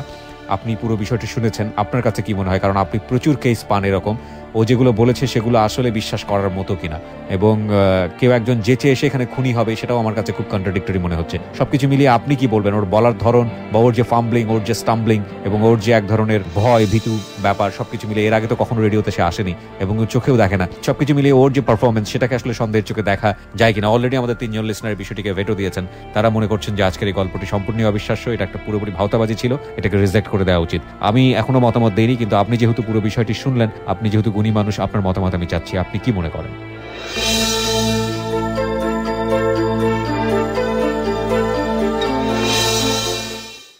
যাহা বলিব সত্য বলি অনুষ্ঠানের আজকের অতিথি আমাদের মাহিন, বর্তমানে 23 বছর। তার কাহিনীটা আমরা যতটুকু পুরোপুরি শুনলাম এতদিন পর্যন্ত, যে বিএসবিতে আমরা যাহা বলি সত্য অনুষ্ঠানে যাওয়ার সঙ্গে অপরাধীটা কিন্তু এরকমই করতে পারে। কয়েকটা জায়গায় শুধু একটু খটকা আছে আমার, এছাড়া পর্যন্ত যা অপরাধীদের গতিতে বেড়েছি তাতে এইভাবে একের পর এক অপরাধ করে যাওয়াটা অস্বাভাবিক কিছু নয়। এখন একজন আমরা দেখছি এখানে আমাদের অনুষ্ঠানে এই যে কথাগুলি বলতেছে, আমরা একেবারেই তার কথাগুলি সম্পূর্ণ গল্প বলে বুঝে দিতে পারি না, কারণ এর আগে যতগুলি আমরা লক্ষ্য করেছি অপরাধ যখন হয়ে যায় বিভিন্ন পরিস্থিতিগত কারণে মানুষকে অনেক কিছু করে ফেলতে হয়। মাহিনের সবগুলি কাহিনী থেকে আমার মনে হচ্ছে যে পরিস্থিতির একটা শিকার হয়েছিলেন, একটা মেয়ের খপ্পরে পড়ে, আর বাকি কিছু জিনিস হয়তো কিছু খরচা আছে সেটা পরিষ্কার করে নেওয়া যেতে পারে। কিন্তু আমি শেষ করতেছি এই কথা বলে, যারা শুনছেন তাদের সবাইকে যে মাহিনের থেকে আমাদের যে শিক্ষণীয় ব্যাপারটা সেটা হচ্ছে এই কোনো ক্ষেত্রে একটা সম্পর্ক হলে, রিলেশনশিপ হলে আমার নিজেকে দেখাতে হবে, আমাকে এই মেয়ের কাছে নিজেকে একেবারে বিপুরুষ প্রমাণ করতে হবে। এরকম প্রমাণ করে তারপরে কাউকে মারধর করে, এমনকি কাউকে খুন করে তারপরে যদি ওই মেয়ের কাছে বিপুরুষ সাজতে হয়, তাহলে কিন্তু এটা নাটক সিনেমার থেকে বা অতিরিক্ত হয়ে যাচ্ছে। তখনই এই কেউ কাউকে ব্ল্যাকমেইল না করতে পারে, কোনো মেয়ে বা ছেলে কাউকে এই পর্যায়ে নিয়ে যেতে না পারে, এই ব্যাপারে সবার সতর্ক রাখা উচিত। কারণ একটা ছেলের সঙ্গে একটা মেয়ের সম্পর্ক হতে পারে, এই সম্পর্কের জন্য একেবারে মারামারি খুনাখুনি পর্যন্ত করে ফেলতে হবে, এমনকি একটা দুটা না অনেকগুলি এরকম অঘটন ঘটিয়ে ফেলতে হবে। একে পরে নিজেকে এইভাবে বিপুরুষ প্রমাণ করার কোনো প্রয়োজন নেই। ভালোবাসা করতে হবে মানুষ হিসাবে, বিপুরুষ হিসাবে।